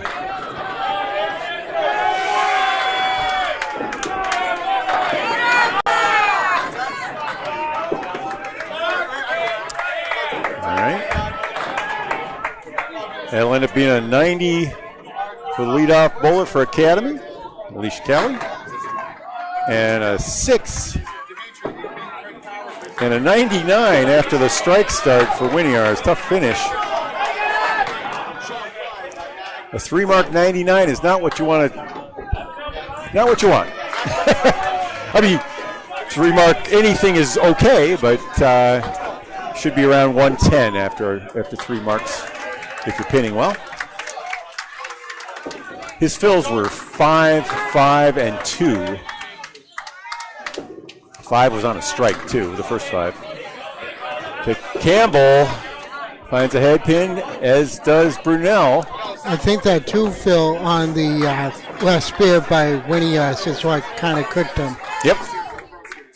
The 1-5 too. Is it? Not even a miss. Didn't deserve it. No, Campbell has. She's been knocking on the door of marks the whole way, but it's yet to find one. Her team, though, is leading by 46. Good time to be snake bit by the pins. And that's a 9. 80 through 9. And a 9 for Katie. Also at 80 through 9. So no lead change there.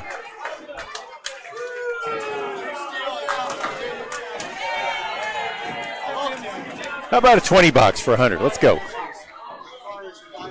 For both of them or just one of them? Oh, at least one. Oh, no. Oh, no. That's actually not bad, Bob. Yeah, maybe. I want to go away from Katie.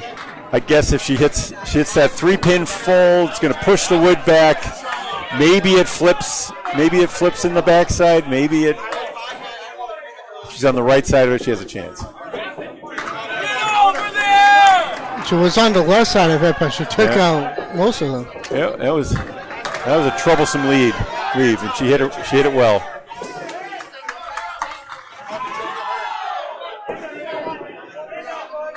Pretty good bowling for an 89. I thought Campbell was not missing, and she ended up with 89. A pair of 89s out of Brunel and the 2 slots. So no blood there. Academy Lanes in the driver's seat. 46-pin lead with 6 to play. Jordan Britton on a spare. Thin on the 2-4 pocket. Gets 5. He's at 100. 20 over after 8 complete.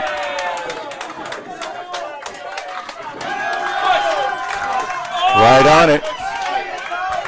He threw everything at that 6-pin.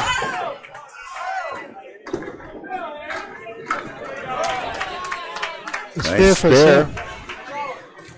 And 9. Little bit of life out of Holler in the hammer barn.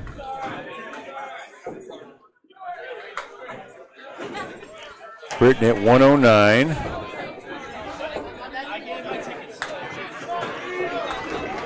Oh no, that one crossed over on him pretty badly. Same with the parallel pins. 4, 5, 7, 8. Piece of wood in front of the 5. Britton just punches a half whistle. Wow. There it goes. Nice execution on the parallel pins for Sam Holler in 105. And that's going to help them out. Keeping hope alive for the hammer barn. That's a beautiful out, though. That's going to. That's a 118. Yeah, 118. Pretty good. I believe Jordan, do you have his average? Jordan's average. All right, Holleran picks up 7 on the fill. It's a 112. Yeah. Lead is down to 36. Cliff Walker on a spare. Nick Norcross on a strike. With the lead at 36, I think there's very little room for the Hammer Barn. They're gonna need all marks. And whatever Nick Norcross says, not today, folks. Double strike. Whatever Hammer Barn had in store just went out the window. Yep. Congratulations. Yep. All but confirmed now. Norcross with strikes in the 8th and the 9th. If he puts a triple out there, it's good as over. He also has 2 spares, and he's also got he's left 3 pins standing. Nobody's perfect here, right, Kevin? I don't think anyone. Yeah, no, they're 9s. Everybody's got at least a 9. Walker with a 10 after the 5 fill, so he's hanging at 108. And the lead's at 41. Double strike. This one counts 3 times. 25 in the 8th. 15 and counting in the 9th.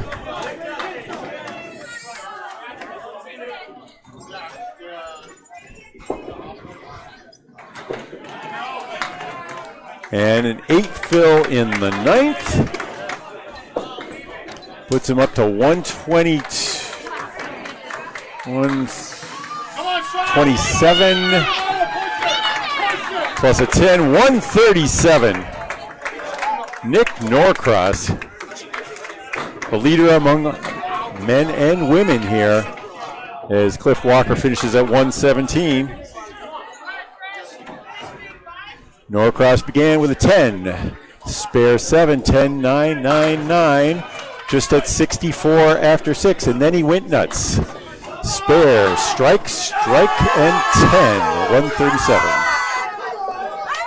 Norcross. That's Freshy. Freshy, why? Why does Nick have to stay in my mind so long? I don't know. All right, it's all right. Freshy, right on the money. Leaves the dreaded 8 and 10. Wood is in pretty good shape, though. Bam. Nope. Just missed the cap. Corey's open through his first 9. Freshy with a 10, 118. Corey with another 9. That brings him up to 79.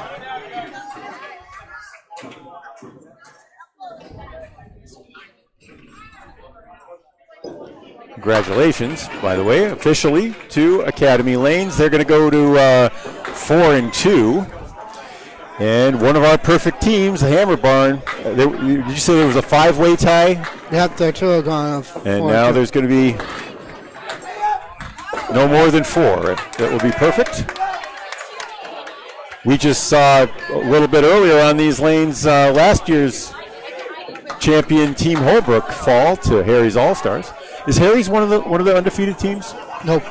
No? Nope. So they managed to lose earlier? Harry's is just under. They were at 5. They lost 1 before we had it. All right, Freshy ends up with a 127. Second among bowlers here. Corey leaves the high-low jack behind. That's going to end up being an 86. Open. Final score. Academy Lanes 58. Hammer Barn, by 58 pins, 561 to 503. Both teams are at 4 and 2 in a large tie for second place. Or tie for 6th place, probably, or 5th place. Well, once we get the current standings, we'll be able to verify. They should be right behind us. Yep. All right, we're going to All right, up next we have Pub 25 and Academy Lanes against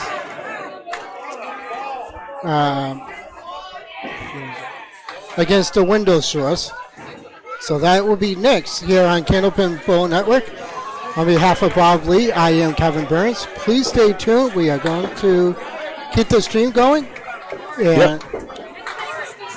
And just stay tuned. I'm sorry, next is going to be Pub 25 Academy and the Window Source.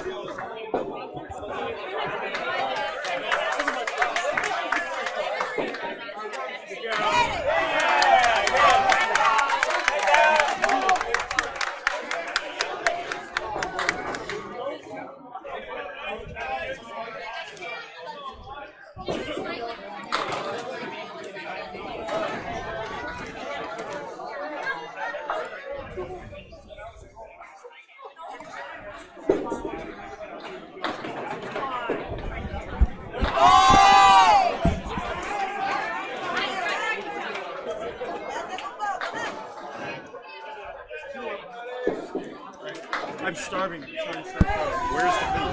It should be in the bar. Where? Like, Why would?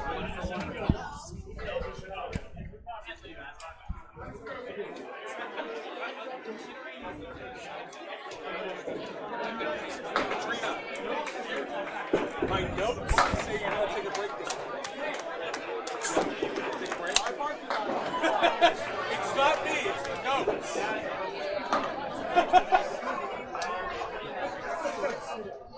What, your lunch is coming too, is it?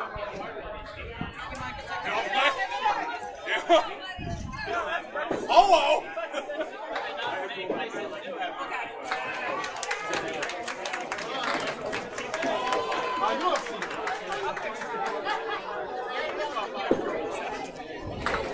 I know, you had to be there.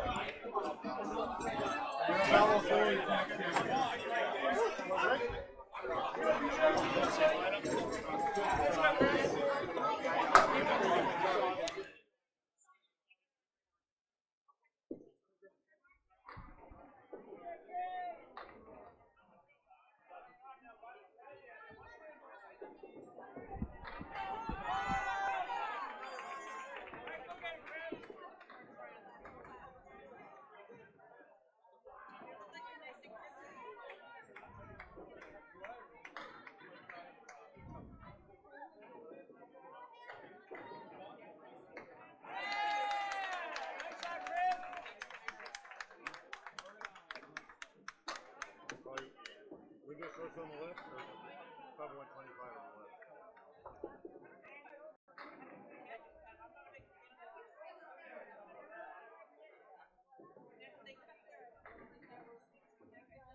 yep, Pub 125 is on the left.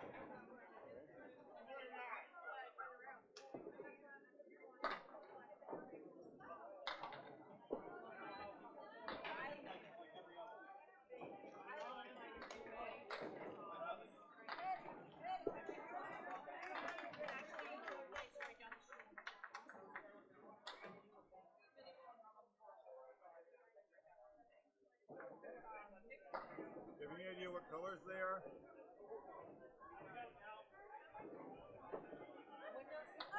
That's not them though.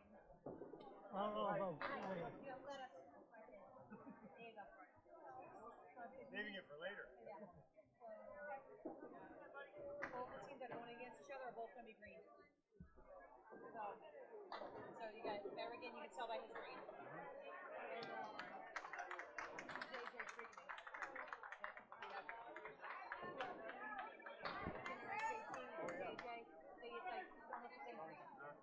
I'm gonna make one of them black. Theirs is green black.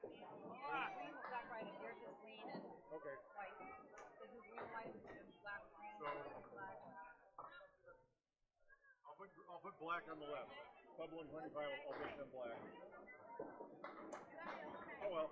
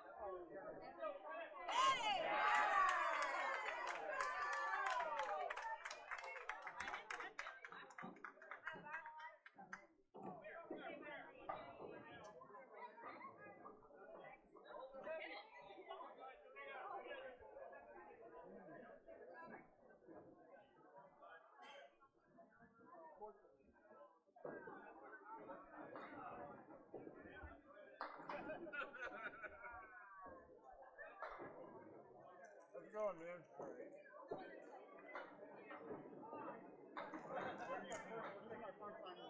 Oh, to one of these events. I think I've been going to these since. I think I came to the first one in 2019, maybe 2020.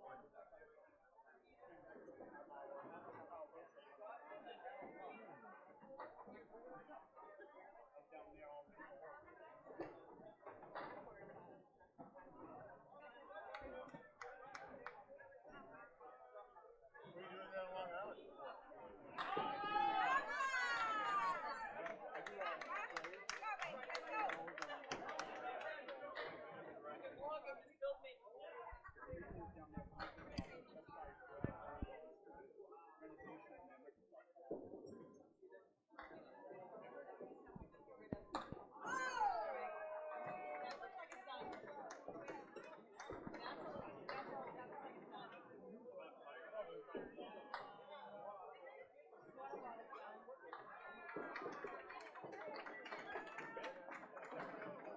Last call for the Clippers. Don't take camera if you want. Last call for the Clippers. Going to do the drawing in a second.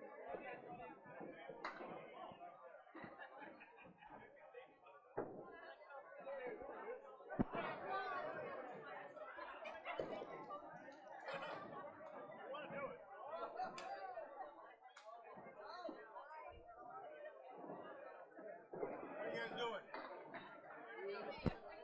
1-1 and lost 2. Right?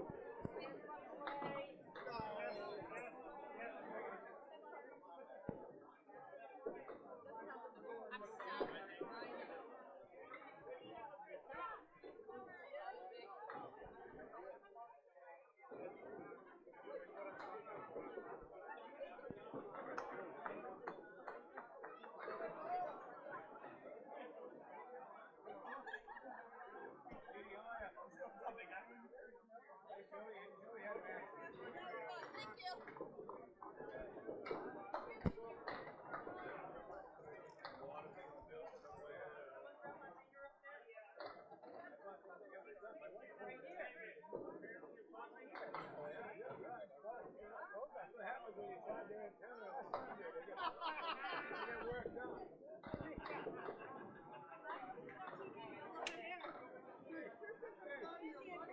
Hey, have you been peeing again to see if it comes out in a spiral? It does do that, dude. Everybody does. Hey, next time you go pee, make sure it comes out in a spiral.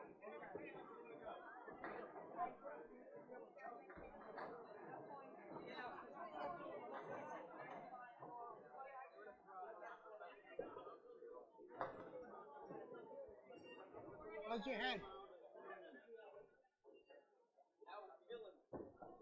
Why? Because Blanca just punched you?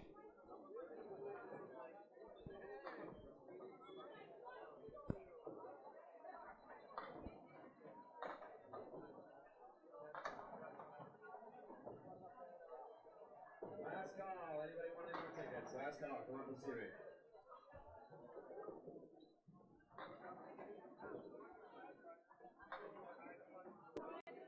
You're doing good.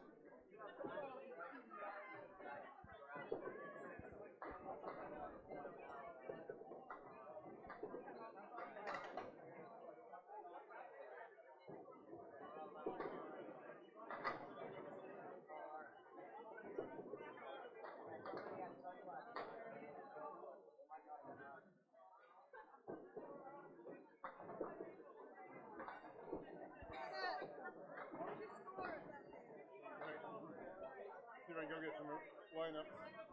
You need a pen?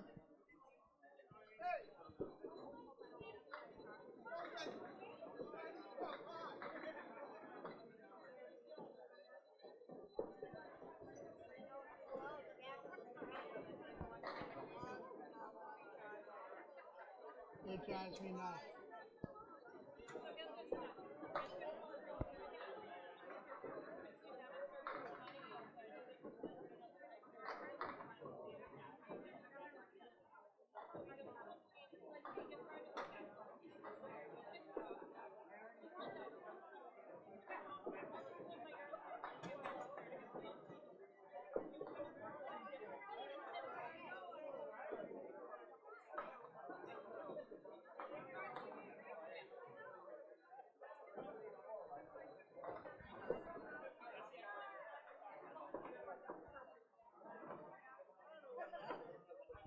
I have no idea.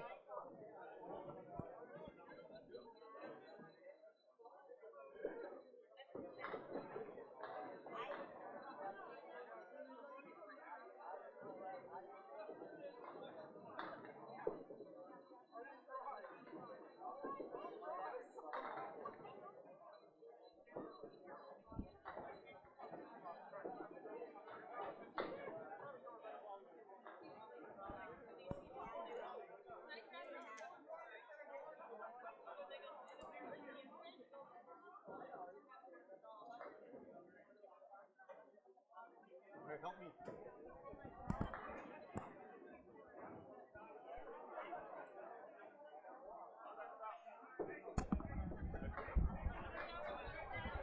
You can talk.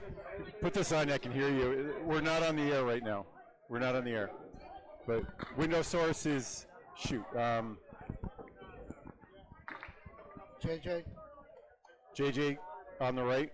Yep. Yep. Use the bit behind lane 1 to get out there. Use the bit behind lane 1 to get out there. And then what was the second person? Maria Maria. Saked? Yep. Maria Sakedi? No. No. Begins with D. D-E-E. Di Francesca. Yep.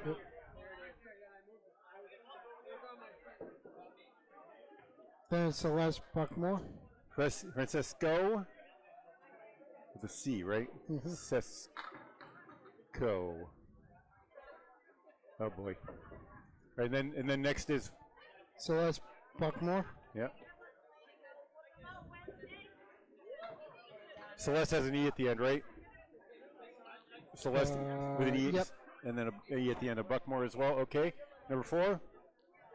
Keith Pig. I-E? Shit. Keith? Just do Keeif. That's always been spelled. Yeah. E-A-O Pray. And number 5 is Judge Champagne. okay, now on to 123. Rio. Josh Riopel, right? Yep. Jeanette Sahal.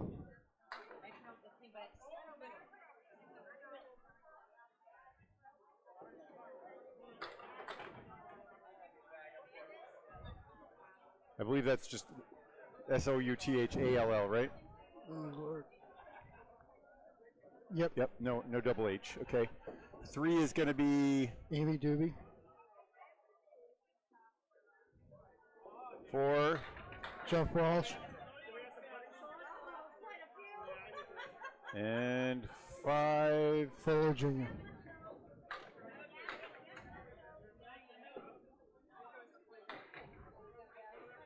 Looks good, looks good.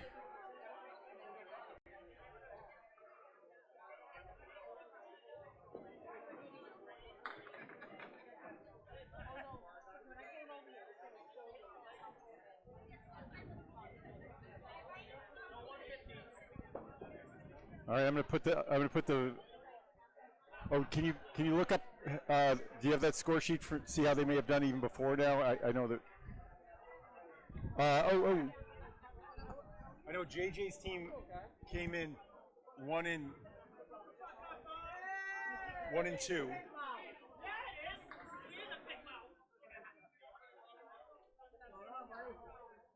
Academy is 2-2. So you guys are 1-2, I heard, right? Window source. Yes. And I don't know when. Academy is 2-2. Hey, Brian.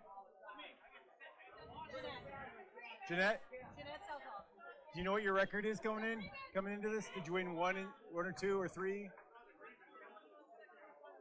So 2 and 1. Okay.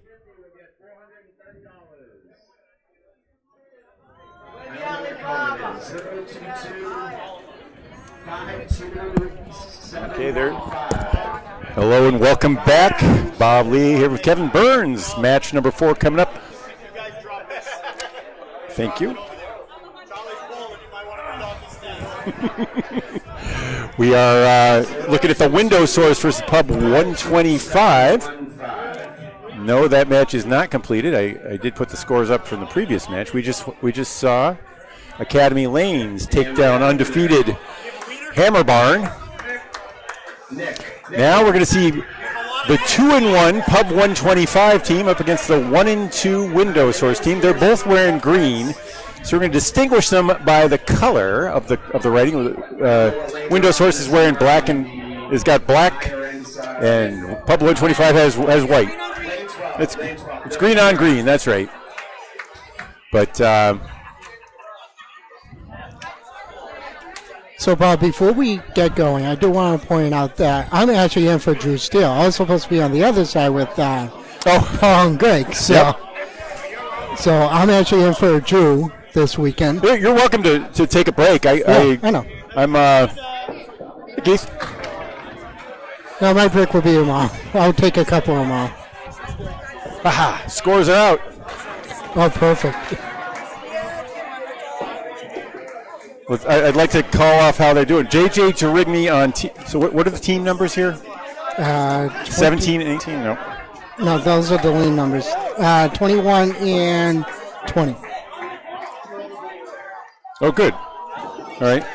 So Keith Beaupre coming in at 221 after 2 games.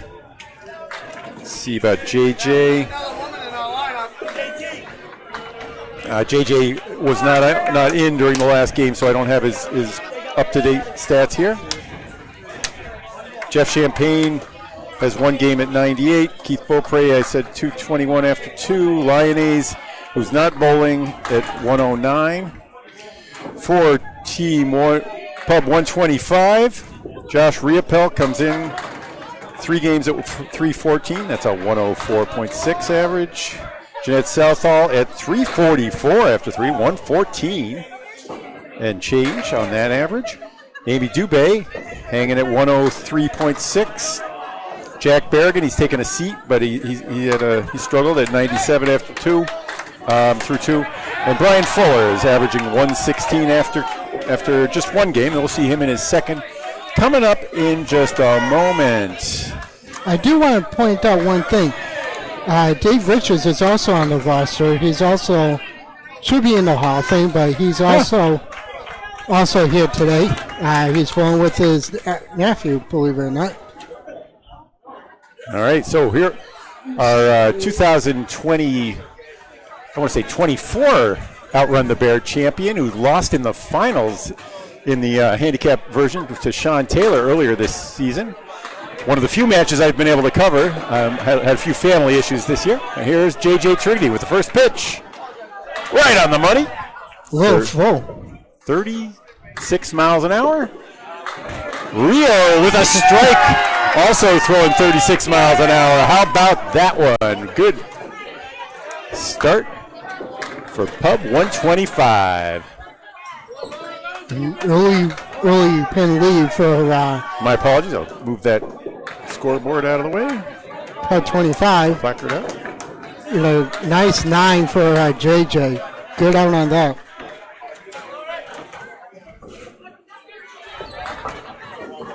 Now, like you, Bob, you had your family issues. I had an injury, so I haven't been around that much since Easter, so I'm happy to be back.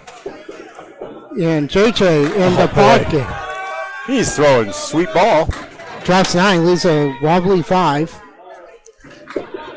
Rio drops 6. Is the Cleary minus the 7. Oh! Nothing you can do with that. That was a rope. Rio fills his strike with 9. Nothing you can do with that. That was a roadblock. Yeah, that'll be a 9. All right. 18 after 2. That one got a little away from him. Maybe a little frustration ball there. And 29 after At 2.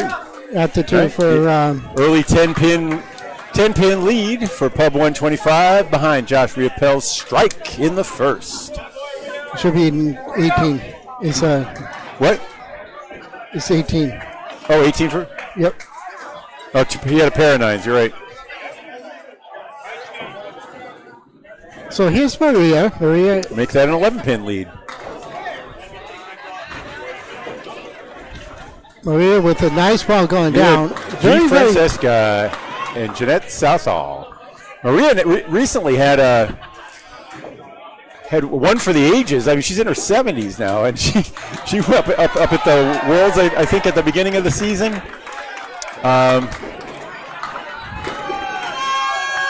Put up something in the order like a 173 or 170 game. I remember she posted it on Cato Pit Chat. It wasn't ready for that, but nice. She's zoned in. The ball's a little light though. I wonder if she's going under around 25 miles per hour. Yep. Well, let's give you a real number.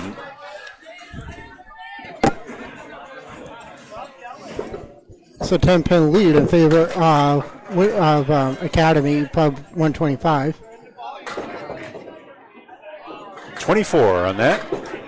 Southall throwing 27 by comparison. So they're about the same speed, same speed if you Well, want. it's 3 miles difference. Yeah. 24 versus 27. That's A little light on the headpin. it's a lot of kinetic energy from 3 miles. If you had it, it would be like if you threw it the exact same speed and you had 3 ounces difference in your ball, that would be about the same as 3 miles an hour difference in terms of how much energy you put on it. In 8. 17 after 2. And Jeanette goes 18 after 2. Okay, so Pub 125 with the white lettering. Now skipper Amy Dubé, one of the tournament coordinators. Now, Amy does a great job putting together all the folders for all the teams, especially for us, for Kendall Pinball Network. Makes my job a lot easier. Well, we've come a long way as a network. I remember I just showed up 3 or 4 years ago. I just showed up with a dubious-looking computer and kind of a Zoom setup. I remember when you used to walk into Mason's with your iPad, iPad. Still a very easy way to get something live. I kept trying to figure out how to get a scoreboard. It took me a couple of years before I figured out how to get the scoreboard to work. Anyway, Celeste Buckmore sweeps 3 out of the right side. Right on the head pin with ball 2. It's a triangle. She's throwing 27 miles an hour. Let's see if Amy is in the 30 zone. I think she is. 29. Yep. 29. Just under 30.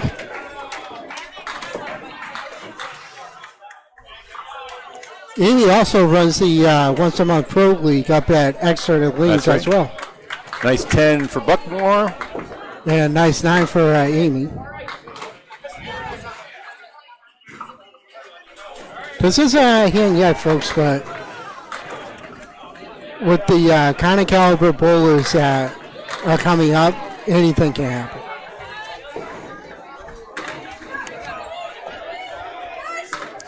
Buckmore takes a 4-step approach. These are 4 horsemen. We're seeing a lot of those today. Dubé puts her shirt up over her shoulder.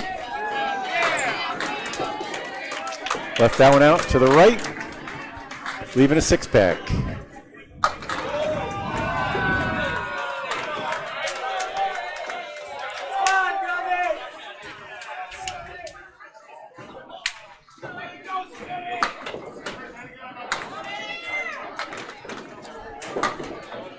Buckmore just left.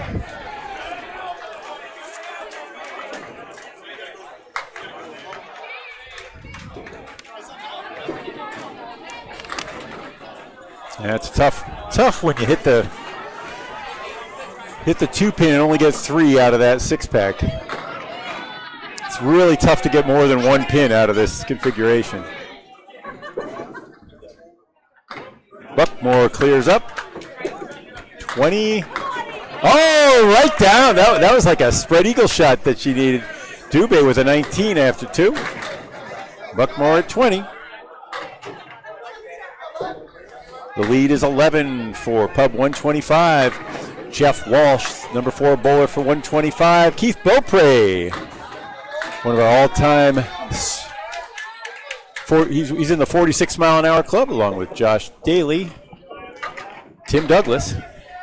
That one, a light 40-mile-an-hour strike in the first ball for Keith Beaupre. Has he been throwing lighter this year? He's taking. Good. Hey. Jeff Walsh, by comparison, threw 34 on his first pitch.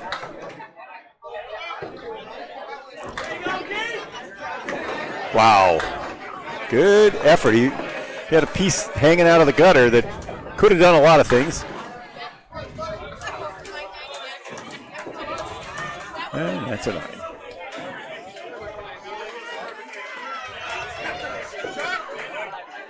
Keith's overall average is a 121. High average is a 125. High single, 194. High trip, 461. High 5, 714. High 10, 13, 16. High 20, 23, 39. 5 on the first fill ball for Beaupre. Walsh has a rail.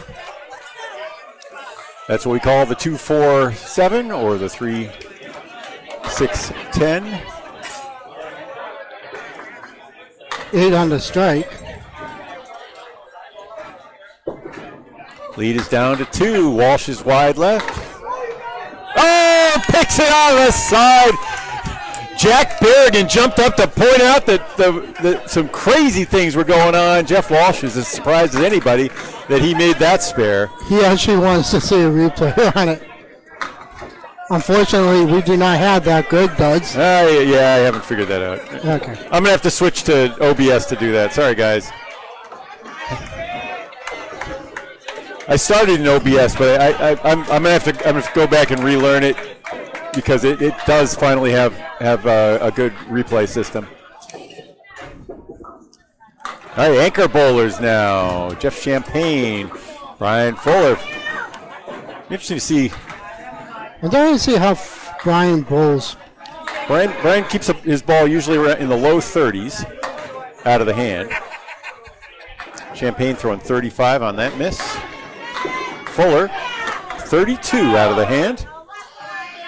Typically a ball that's going 32 will finish up about 29 when it hits the head pin. Usually when your speedometer picks it up. That was a 10 for Champagne, or Sippy as teammates call him. And a matching 10 for Fuller Jr. So Fuller's average is a 119, overall 131. High single 224.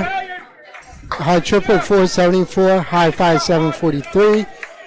High 10 1410. And a high 20 a 2016. Averaged 130 for an Easter Classic. Boom! Right in the pocket. All right. Didn't clean things up as well as the ball looked like it was going to. Anyway. Brian does his bowling out of Academy Lanes. Wow. His high single 224 is actually the single game record at Riverwalk. Champagne sits down with 18 after his first trip. And 19 for Fuller. All right, as the teams switch sides, we're going to switch our scoreboards around. Window source with the black lettering. Both teams are wearing green today, so we're distinguishing them by the coloring. J.J. Turigny on your left, bowler number 1. Started off with 18. Josh Riopel began things with a strike. Is going down Route 39 with his first ball here in the third.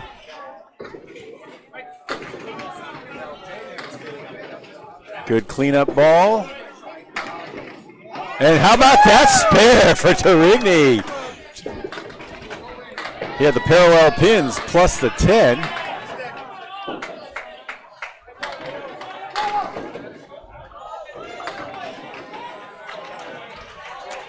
And that'll be a 9 for Rio, 38. Rio, the real estate deal, real estate man. He looks real nice when he gets dressed up in his suit. I don't know if you ever seen him outside of a bowling alley. I never have. He's a good looking salesman. 9 on the fill, down to the 5 pin for Turigny. J.J. Turigny is a 104 high average season bowler. But I know it went up. He's been up to 110 in the ACST. Yeah, he's been up. Yeah. That went up. And a spare in the fourth. 2 spares in the trip. 47 in a ball for JJ. So he went 174. High trip is 421. High 5, 634. He did his bowling out of leader, but now he bowls for Riverwalk Lanes on the Friday Night Pro League. All right, number 2 bowlers, Janet Southall and Maria DeFrancesca.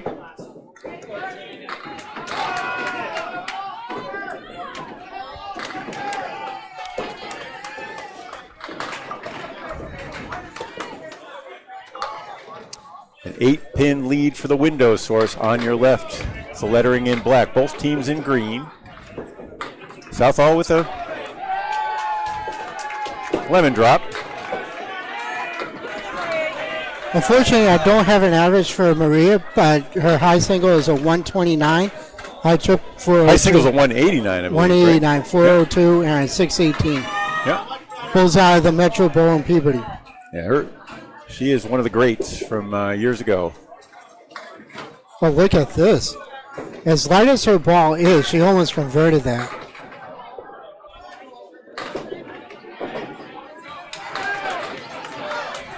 An 8 for Southall, 26. And 8 for Maria, 25.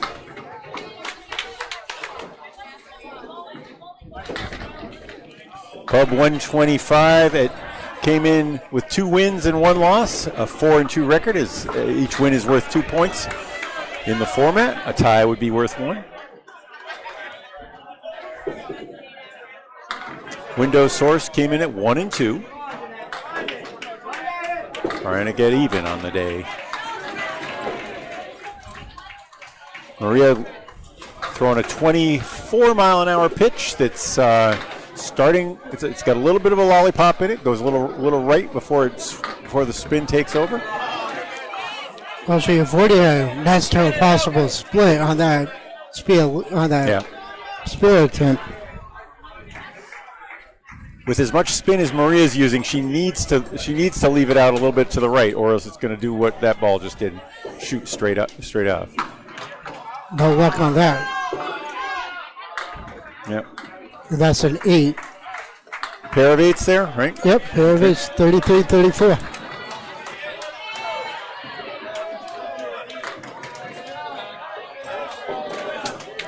Lead is now 8 for the window source. Trying to get back to 500. Celeste Buckmore and Amy Dubé will be up. Amy may be dealing with tournament organizing roles. There she is. There she comes. Yeah, I'm not going to sing on the air. I'm not going to kill people's ears.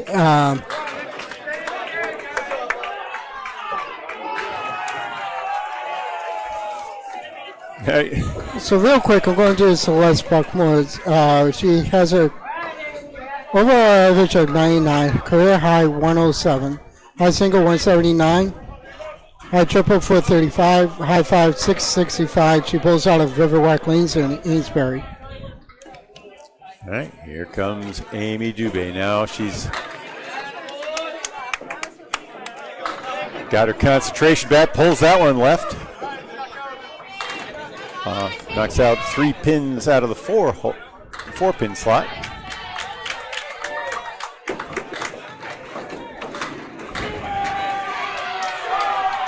Buckmore leaves the lambda. I call the lambda the side saddle triangle plus the head pin. From the top, it looks like the Greek L. Nice pitch there, but back pin stayed.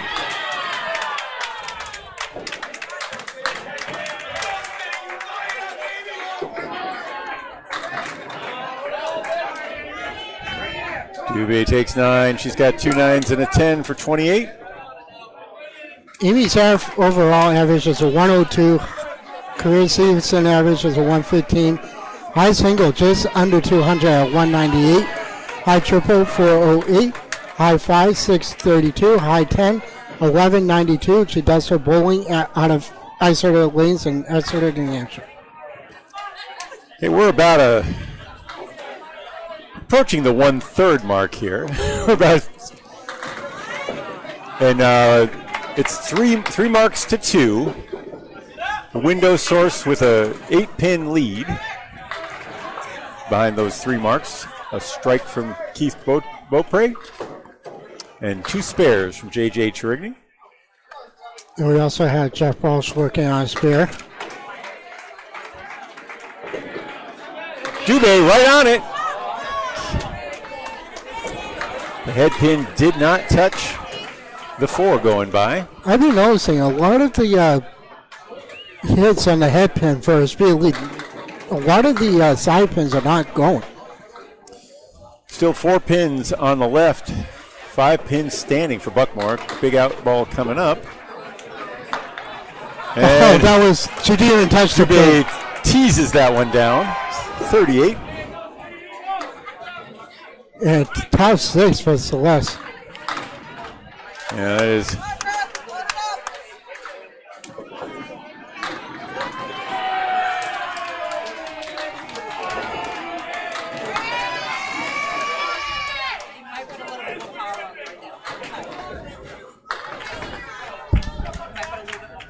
Yeah. Okay, let's go. Let's measure these ones. Jeff Walsh. Walsh in the pocket, at least 34 miles an hour. Keith Beaupre, 42. Has been clocked at 46 before, but he's taken it easy, we're told, this season. Not a bad idea, but we saw Josh Daly also throwing 42 a minute ago. Diamond is smashed. That's actually the first time I think the Diamond went all day. Yeah, Walsh with a 6 fill is up to 35 in a ball now. And a 10 for Keith. He's at 37. 2 miles on a roll for Jeff Walsh. I sense a lead change here. I do too.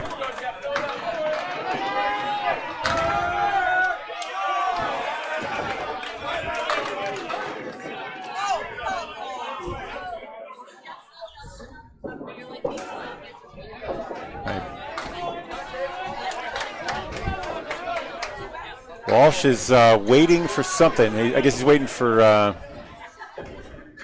somebody clearing the gun. That's right. On lane 19 next to him. Here it comes. Walsh just right, but not a bad miss. 7 on that, Phil. 42. Leads up to 9. Keith leads the half person standing.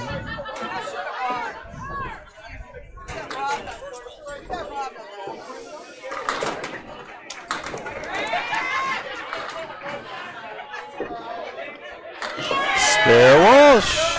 3 miles on a roll for Jeff Walsh. Oh. Now I said earlier about that half whistle all by itself is not easy to make. Nope. Well, the pins are about 2 feet away from each other, and they're not square. No, they're not. So unless you hit them perfectly squarely, they're not going to go straight back.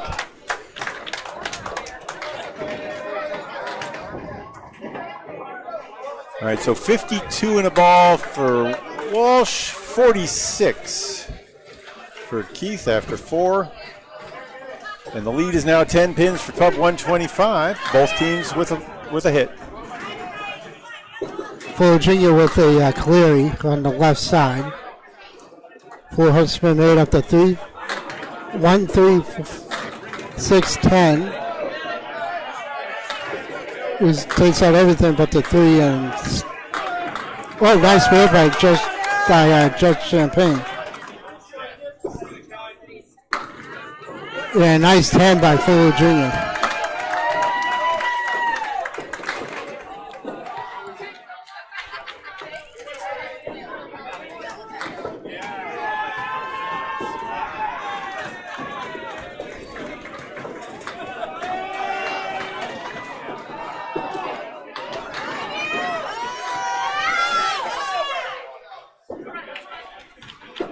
Fuller with a pretty 9 drop there, and Champagne fills with 6.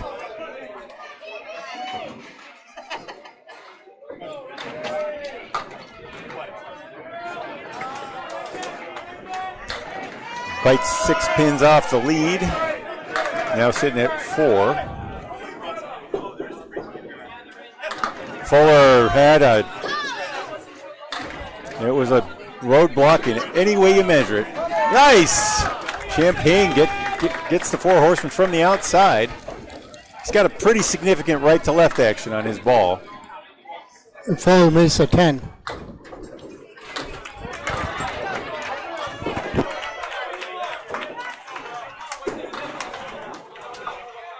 All right, so 44-39.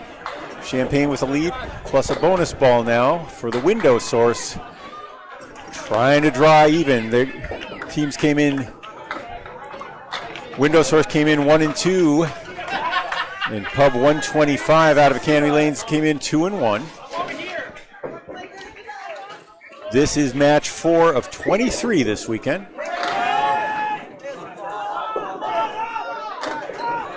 All right, Trigny on the bonus is going to take 5.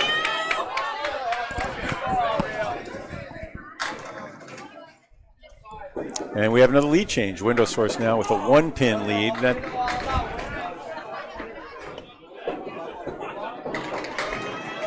Teams going to be going back and forth for a little while, I suspect. Oh! Not far from what he wanted. Rio with 5-7, gets it! Used a piece of wood to help. That was an ideal shot. So, Bob, there's a 3-way tie for first place. Exeter, Riverwalk, and JD's Seamless Gardens. And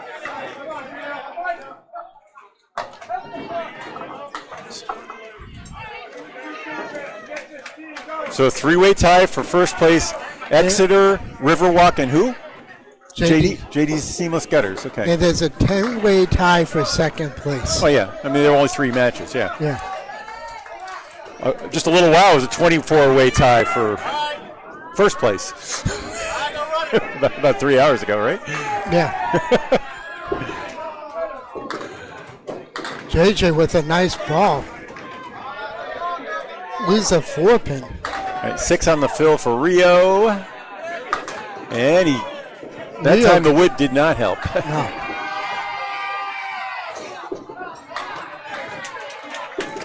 $10 and 72 through 6 for Trigny. 70 through 6 for Rio, who has a strike and a spare. JJ had spares in the 3rd and 4th. He's at 12 over. 3-pin lead for Pub 125. We've had about our 4th or 5th lead change. Maria DiFrancesco now. Known on the scoreboard as Cheech. Look at that. Curves it in. So she's starting the ball off toward the 6 pin, way over on the right, and then it's taking time to turn and really dig in, almost like a 10-pin ball at the end. When she comes in at the head pin like that, she just doesn't have enough. She has too much speed. Too much spin and not enough speed, so the ball runs out on her.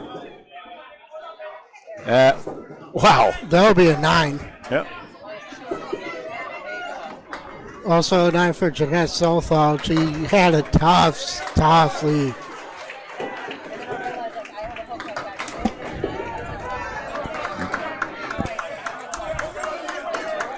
Jeanette and Maria within a pin of each other. See, I think that's the ball she would rather throw, but there's just a little too much spin. When she releases it at the head pin, it swings way off on the left. Better. That one was right on the money.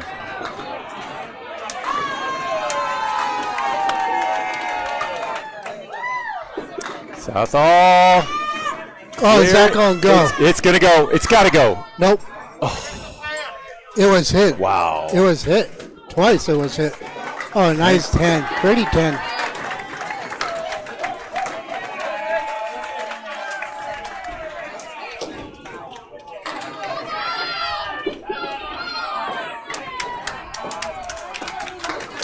Pair of 10s there. Jeanette and Maria battling it out. 53-52 after 6. Pub 125 in the window source, similarly in a tight one. 3-pin lead for Pub 125. Both Jeff Champagne for the window source and Jeff Walsh for Pub 125 have marks. This one couldn't be closer, really. It could be a 2-pin lead or a 1-pin lead, but it's been this close for much of the match. Celeste Buckmore now bowling for the window source on your right. And while I say that, I should move the scoreboard over to match the bowlers. Amy Dubé. The only difference, they're both wearing green, slightly different shades, but window source has got the black lettering, and Academy 125 team has the white lettering. That's the way I'm representing them on the scoreboard. Amy punches a half whistle. Celeste Buckmore has a spear leave. Off the Buckmore had a good piece of the head pin there. Beautiful shot. Nice Beautiful shot. spare. Amy a little off target. Has to deal with a 1, 4, 7, 9, 10. Piece of wood next to the head pin. There's just got it. Yep, that was a good out. I was like, almost a disaster. I was like, she had a good shot of making it, but not enough. Dubé at 47 through 5. Buckmore at 45 plus this next bonus ball. Waits for Amanda Carrolls to throw on her right. Team Holbrook on lane 19. Okay, that's a 2-fill. So they're tied at 47 at the half. And the teams at the moment are tied at 261.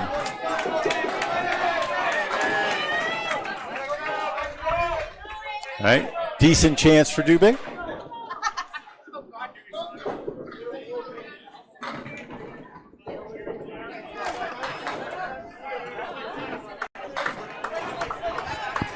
This is the triangle 4, the 4, 7, 8.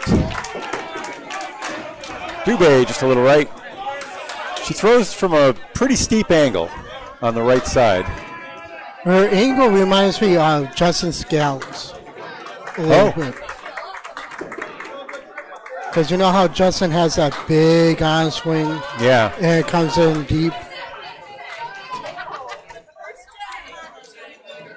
So 57 apiece after 6 for the 3 bowlers.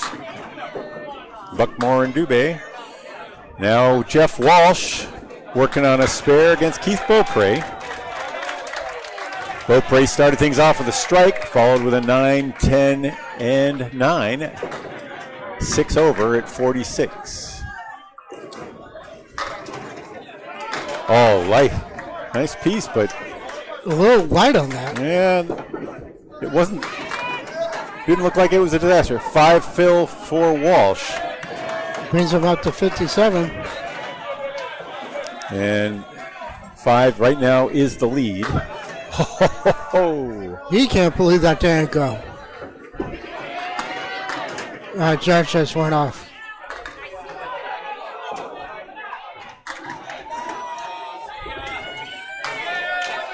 And 10 for Keith. 3 object 10. And an 8 for Jeff Walsh, 65. Pickup of 2. A three-pin window lead. source. 3-pin lead in favor of Academy Pub 125. However, Judge Champagne is working on a mark, so there will be a lead change. Likely, yep.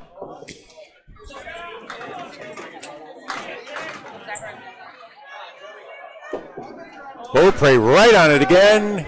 Leaves another Christmas tree. He broke up the big split, yeah? You call that one the cocked hat, the Christmas tree? Why is that a Christmas tree?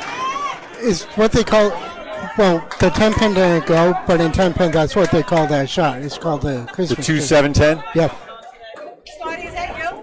Spare for Beaupre. That was a no-doubter out of his hand. He hit the left side of the pin on its way back to Judge 7. just got robbed. That 8-pin is still standing. That's a tough 10. That should have been a spare. I'm with Jeff on that one. All right, we got.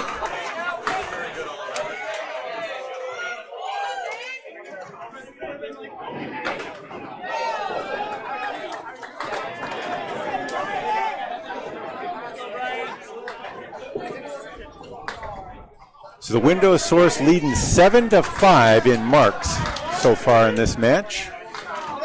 But the score, 3 in the favor of Pub 125. Although the 2 fill balls will be coming up. That's going to change in a minute. Judge Champagne just put 6 in his spare. All right, that's the change we were looking for. 5th. And our 7th or 8th lead change. I've lost track. Fuller just missed his object pen.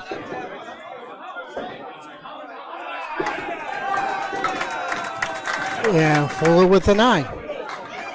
Pair of 9s. So Fuller. It's a 3-pin lead in favor of window source. Fuller with a full house, 3 10s and 2 9s on the first half. Good for 48. Jeff Champagne with 2 spare balls and 59.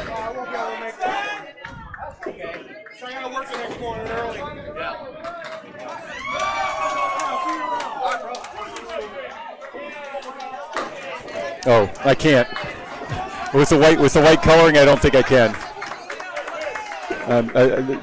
One of the viewers wants me to change the strike smudges to black, but I'm not sure I can with the. No, I'm going to end up making a whole heck of a mess if I get into there. They're not strike smudges. The blacks are the smudges. Yeah. Anyway. Well, that's Nico for you. He's a 54 for Fuller after the 6. He'd been pinning real well up to that point. And 69 in a ball as Jeff Champagne has his 3rd spare. No, I will mention one thing. Nico Puha does a lot for us. Yeah. Remotely. What he's asking me to do right now I think it would ruin my scoreboard, but I could try. Let's see. I'm dying to see this. I'd have to make it green here. Oh, there's strike for Rio. Oh no, this is going to be a disaster. Yeah, I shouldn't have gotten into the colors. Can you do it blue? Yeah, I'm going to have to change it between the games. Okay.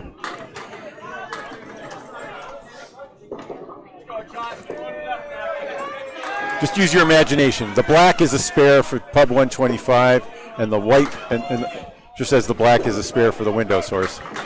There's a nice 10. An eagle for a 10. I'll take that any day of the week. 3 on each side. All right, that's what I did. All right, I made the back. Both teams have white on their scoreboard. That'll work. Okay. Let's not forget Rio. Anyway, Rio with a big strike. Beautiful, beautiful.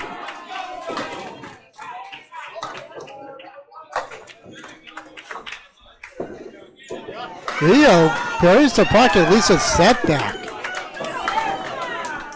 JJ punches through again. This time he breaks up the Spirit Eagle. A 3-1 split. 2, 4, 7 on the left, 6 pin on the right, all by itself. Rio beats the 5 pin. All right, so 8 on the fill. That is another lead change. Pub 125 now with a 1 pin lead, but the bonus balls both pointing in window source's direction. And I do want to point out both teams have one frame that's open, and that is the 6th frame for all the way down for Pub 124, and the 2nd frame for window source. As registered by the pitchfork on the old-time scoreboards here. All right. It's close. It's going to get interesting pretty soon. The only people that are working on Mike is Keith and Jeff, and that's it. Okay. Yep. Figure they're going to fill with 5 or 6, maybe 7. Maybe 8. Who knows? Maybe a dime. Maybe 2. Yeah, true. We've seen a 1-5 group.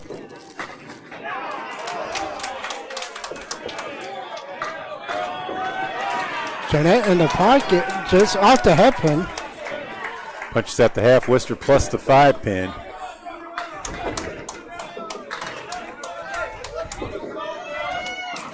Maria's bow did take out the right side fully, and also the 5 pin. So she has a 4 horseman plus a sleeper pin, which would be the 8. She has to play. You have to play the head pin full. She just misses the head pin. Yeah, I think she wants to aim it in at the head pin, but with her ball, she has to throw way out to the right. I'm saying it's tough to aim that way. She got it that time, though. Sweet 10 there.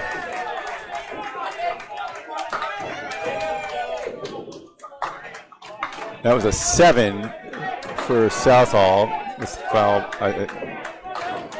So.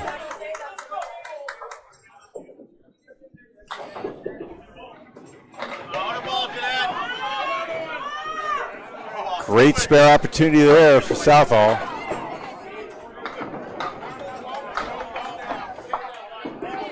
Teams for the moment are tied, 344. Window source with 2 hits. Window source on your left, even though the scoreboard doesn't show that. Here we go. Okay.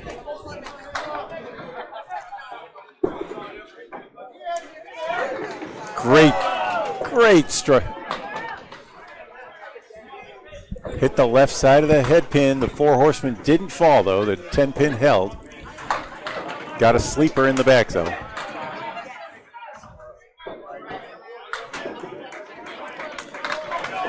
Good 10 by Janet Southall.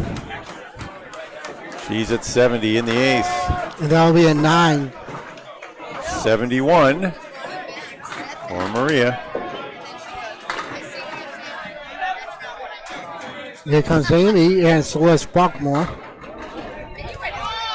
16 boxes to play in this, the 4th of 23 matches at the 2025 Mixed Worlds. Today is June 27th, if you're watching on a recording.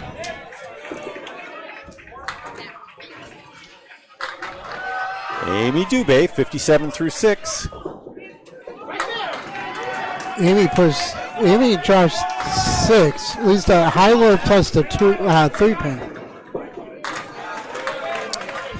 All right, Amy is open so far, but she just has 3 9s and 3 10s. She's due for a mark. Just miss it. All right. The women's record holder for 10 strings, Amy is, if I recall.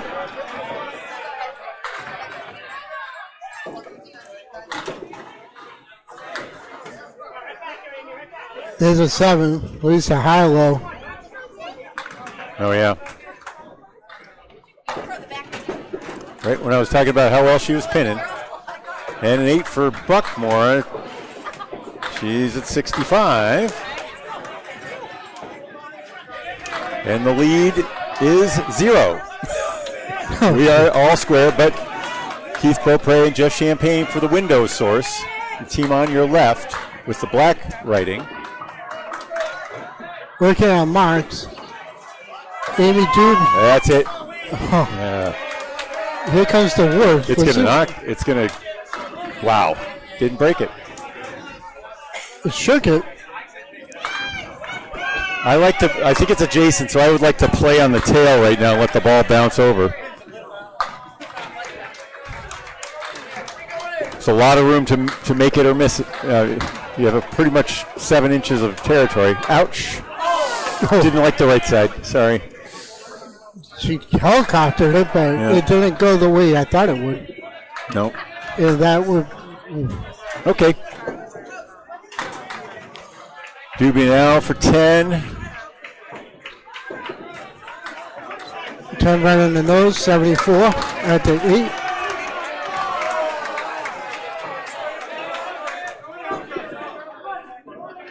Buckmore slides by for a 7, 72. So a little pick up there. Right, here comes another lead change with Keith and Champagne coming up. Yep.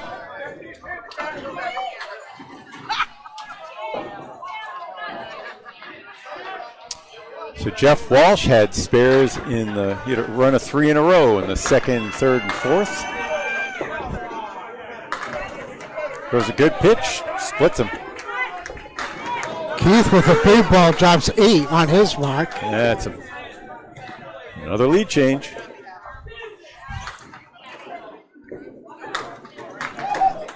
Oh. Walsh had a incredulous look on his face after that. He couldn't believe it didn't connect on a couple of those. Keith thought he should have had a mark as well.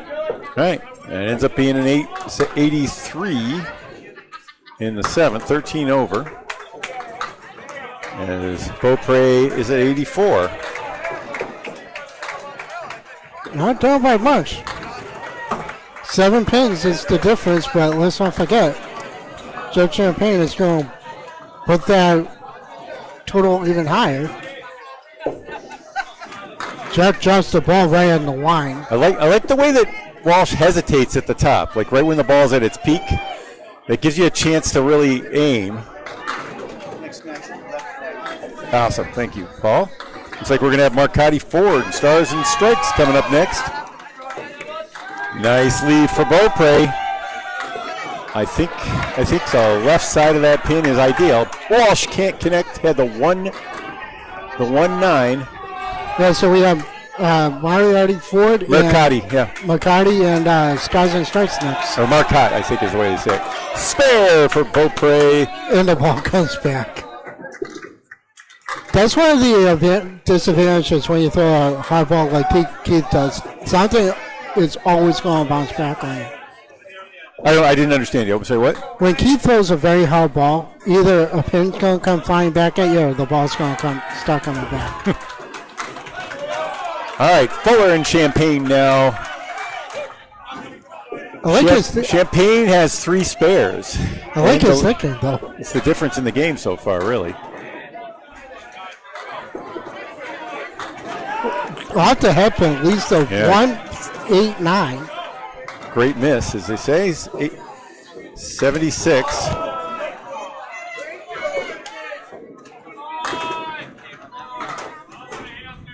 Full at least the 10 pin. I mean, the 7 pin, that should have won as well. That's a tough 9, 63. And a 9 for Champagne. 412 to 397. 15 pins is the difference. And you saw 20 boxes to go.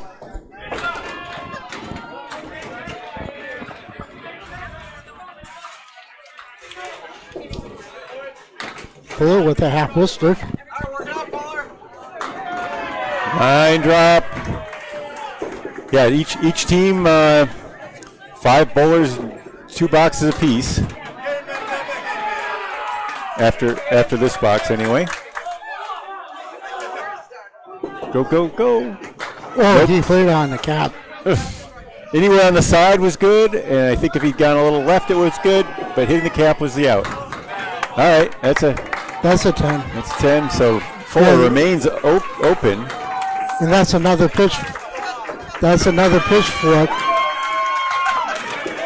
Pitch fork for 2 pitch forks each on for each team. 6 and 8 boxes. All right, so they're basically through 4 strings. Each team has thrown 4 strings, and it's 422 to 407. Not a high-scoring game. No. I mean, you have to figure. I mean, this is why you had subs, because that way your regulars can get a break, so that way you can go full bore tomorrow. But oh, gross! Rio, right down the middle, plucks 4, leaving the. Oh, spare for JJ, right? Yeah. JJ with the spear.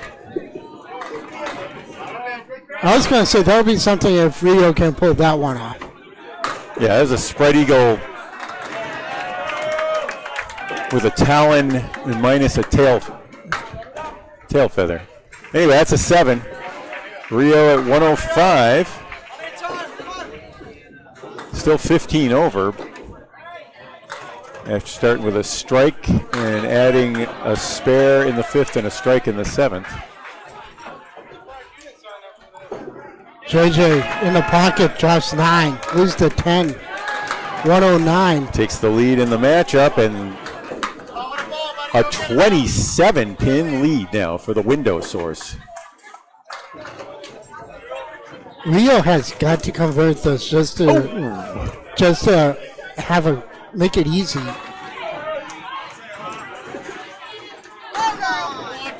He hit it right where he had. He played it perfectly, but it didn't go. There's a 9 for 118.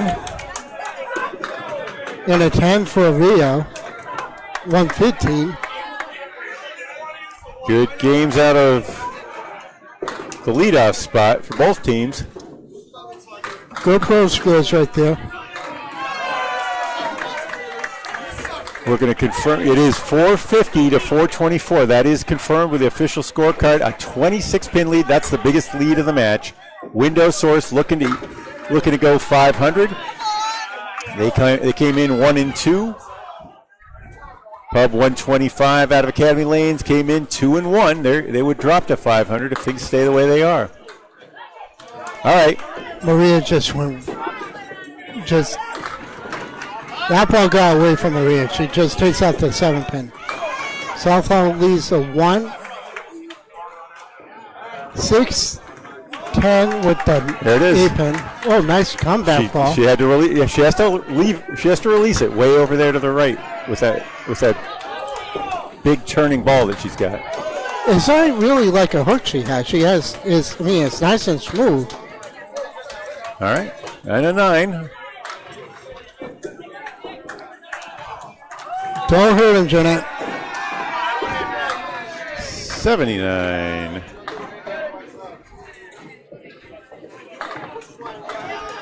They've been neck and neck the whole way. Maria now with a 1-pin lead, 80 to 79.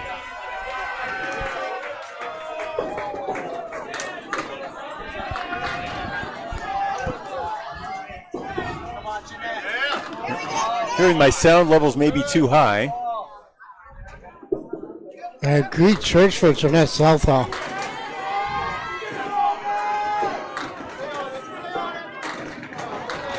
Oh.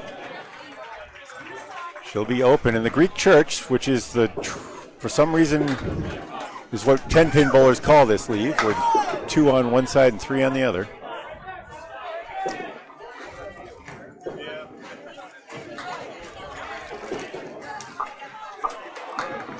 All right, a 9 and an 89 for DeFrancesca.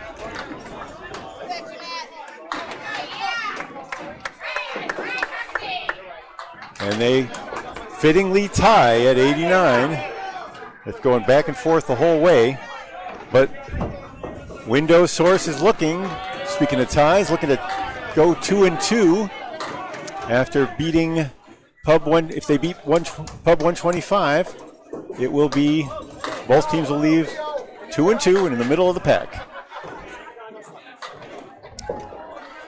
It couldn't have been more evenly matched through the first 8 boxes. The lead never got up over 15. No. Until just recently. Yeah, I guess JJ with the big 9 fill in the ninth, that kind of added to it.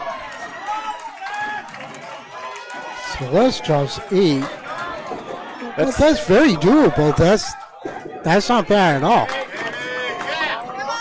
All right. In terms of leave, I like Amy's better, but Celeste is not that bad.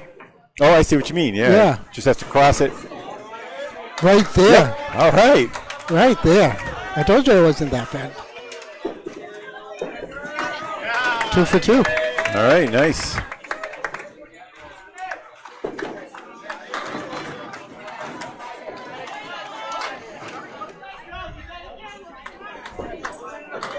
All right, Buckmore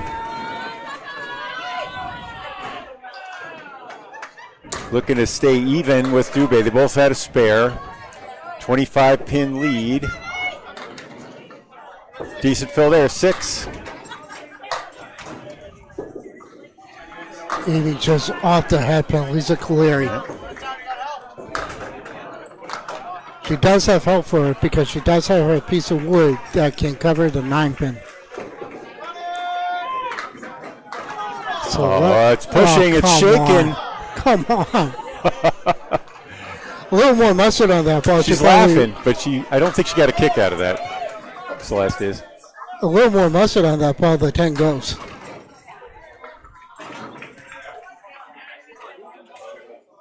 All right, Buckmore at 97, looking for a 98. There it is.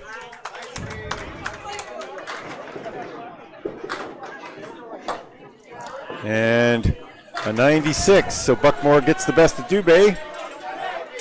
Only by 2 pins. And the Window Source is getting the best of Pub 125. They lead by 29, plus Keith Beaupre's fill.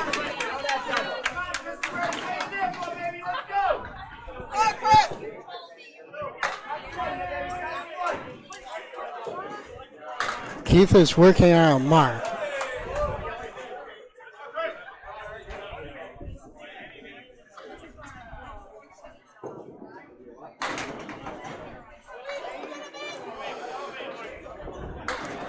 On the head pin. Drop 7. Side salad triangle.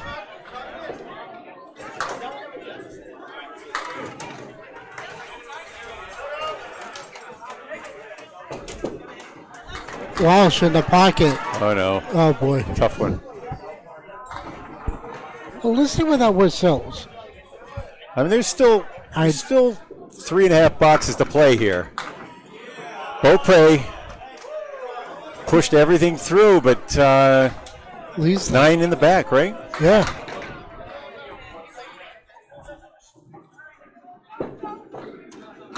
Oh, what a big by Cat. Closing. What a big. Oh, the pins are taking hits and not falling. They're pretty square back there. Oof. And the ball hopped up off the curtain into the right side wall, climbed out of the gutter, and knocked the pin down for a 10. Pair of 10s there. Beaupre at a 111 in the ninth. Walsh at 102.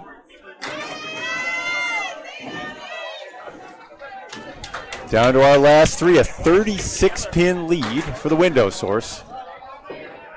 Keith draws 7. Yep. Walsh is in the pocket. It shakes it again. That's twice the 10 pins held there. He really needed that strike. Yeah, he really did. Not quite locked up, but close. There's helps. the, Yep. that will help.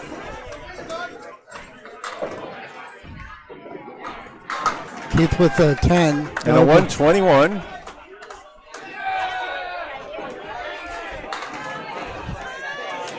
Lead standing at 36, so Walsh can knock it down, then he's going to leave Brian Fuller to pull off some magic.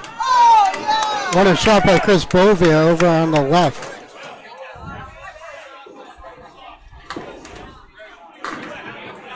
That gives him All right, 7 more. 119. All right, lead is under 30, but I think we got to see at least a double here from Brian.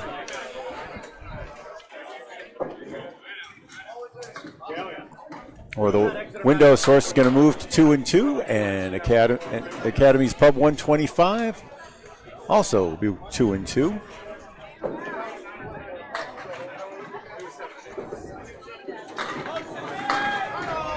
Great pitch.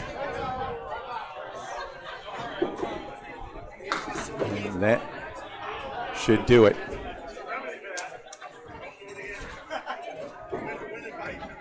Nope.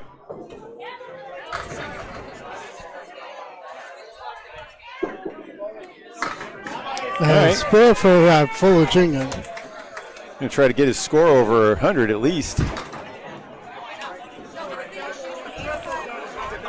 That gives him a little bit of life. Yeah, a tiny bit. It's a 29-pin lead, though. I mean, he's going to have to fill, and then he's going to have to throw a triple here, or a double plus. Champagne would have to comply with a low box. That does it. That does it. Yeah, that does. And that certainly does. So that's a 3 Phil Fuller Jr. 86. Congratulations to the window source. Yeah, Spear for Joe Champagne. 115. And a ball.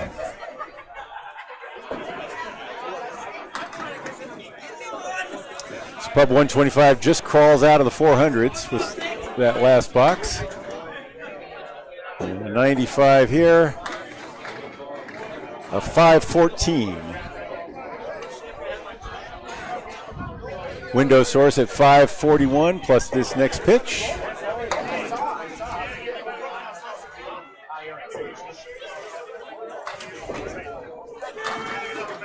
Six more. Yeah, 121. He matches Keith Beaupre as the top bowler in the round. 547. Very nice, guys. All right, we're going to go back to mute, and we'll be waiting for Marcotte Ford and Stars and Strikes. That's right. Marcotte Ford out of Western Massachusetts mostly, and Stars and Strikes out of Maine.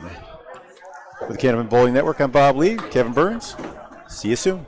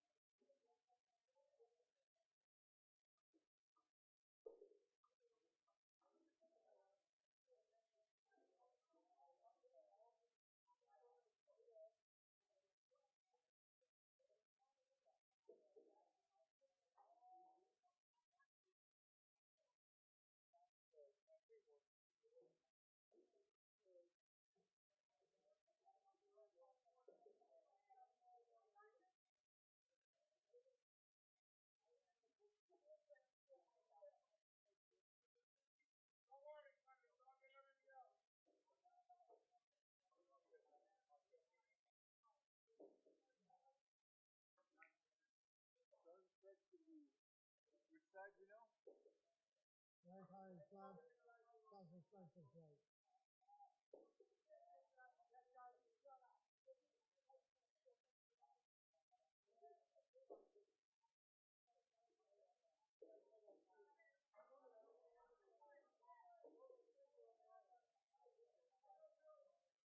Wait, did you know on the left the starting striker or the right? Right hard is on the left. Arcadi's on the right. They're going to be blue, right? The first shot you have, that's what it is.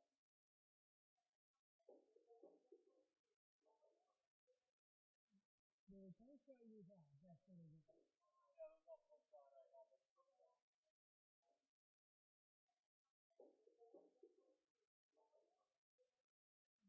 The first shot you have,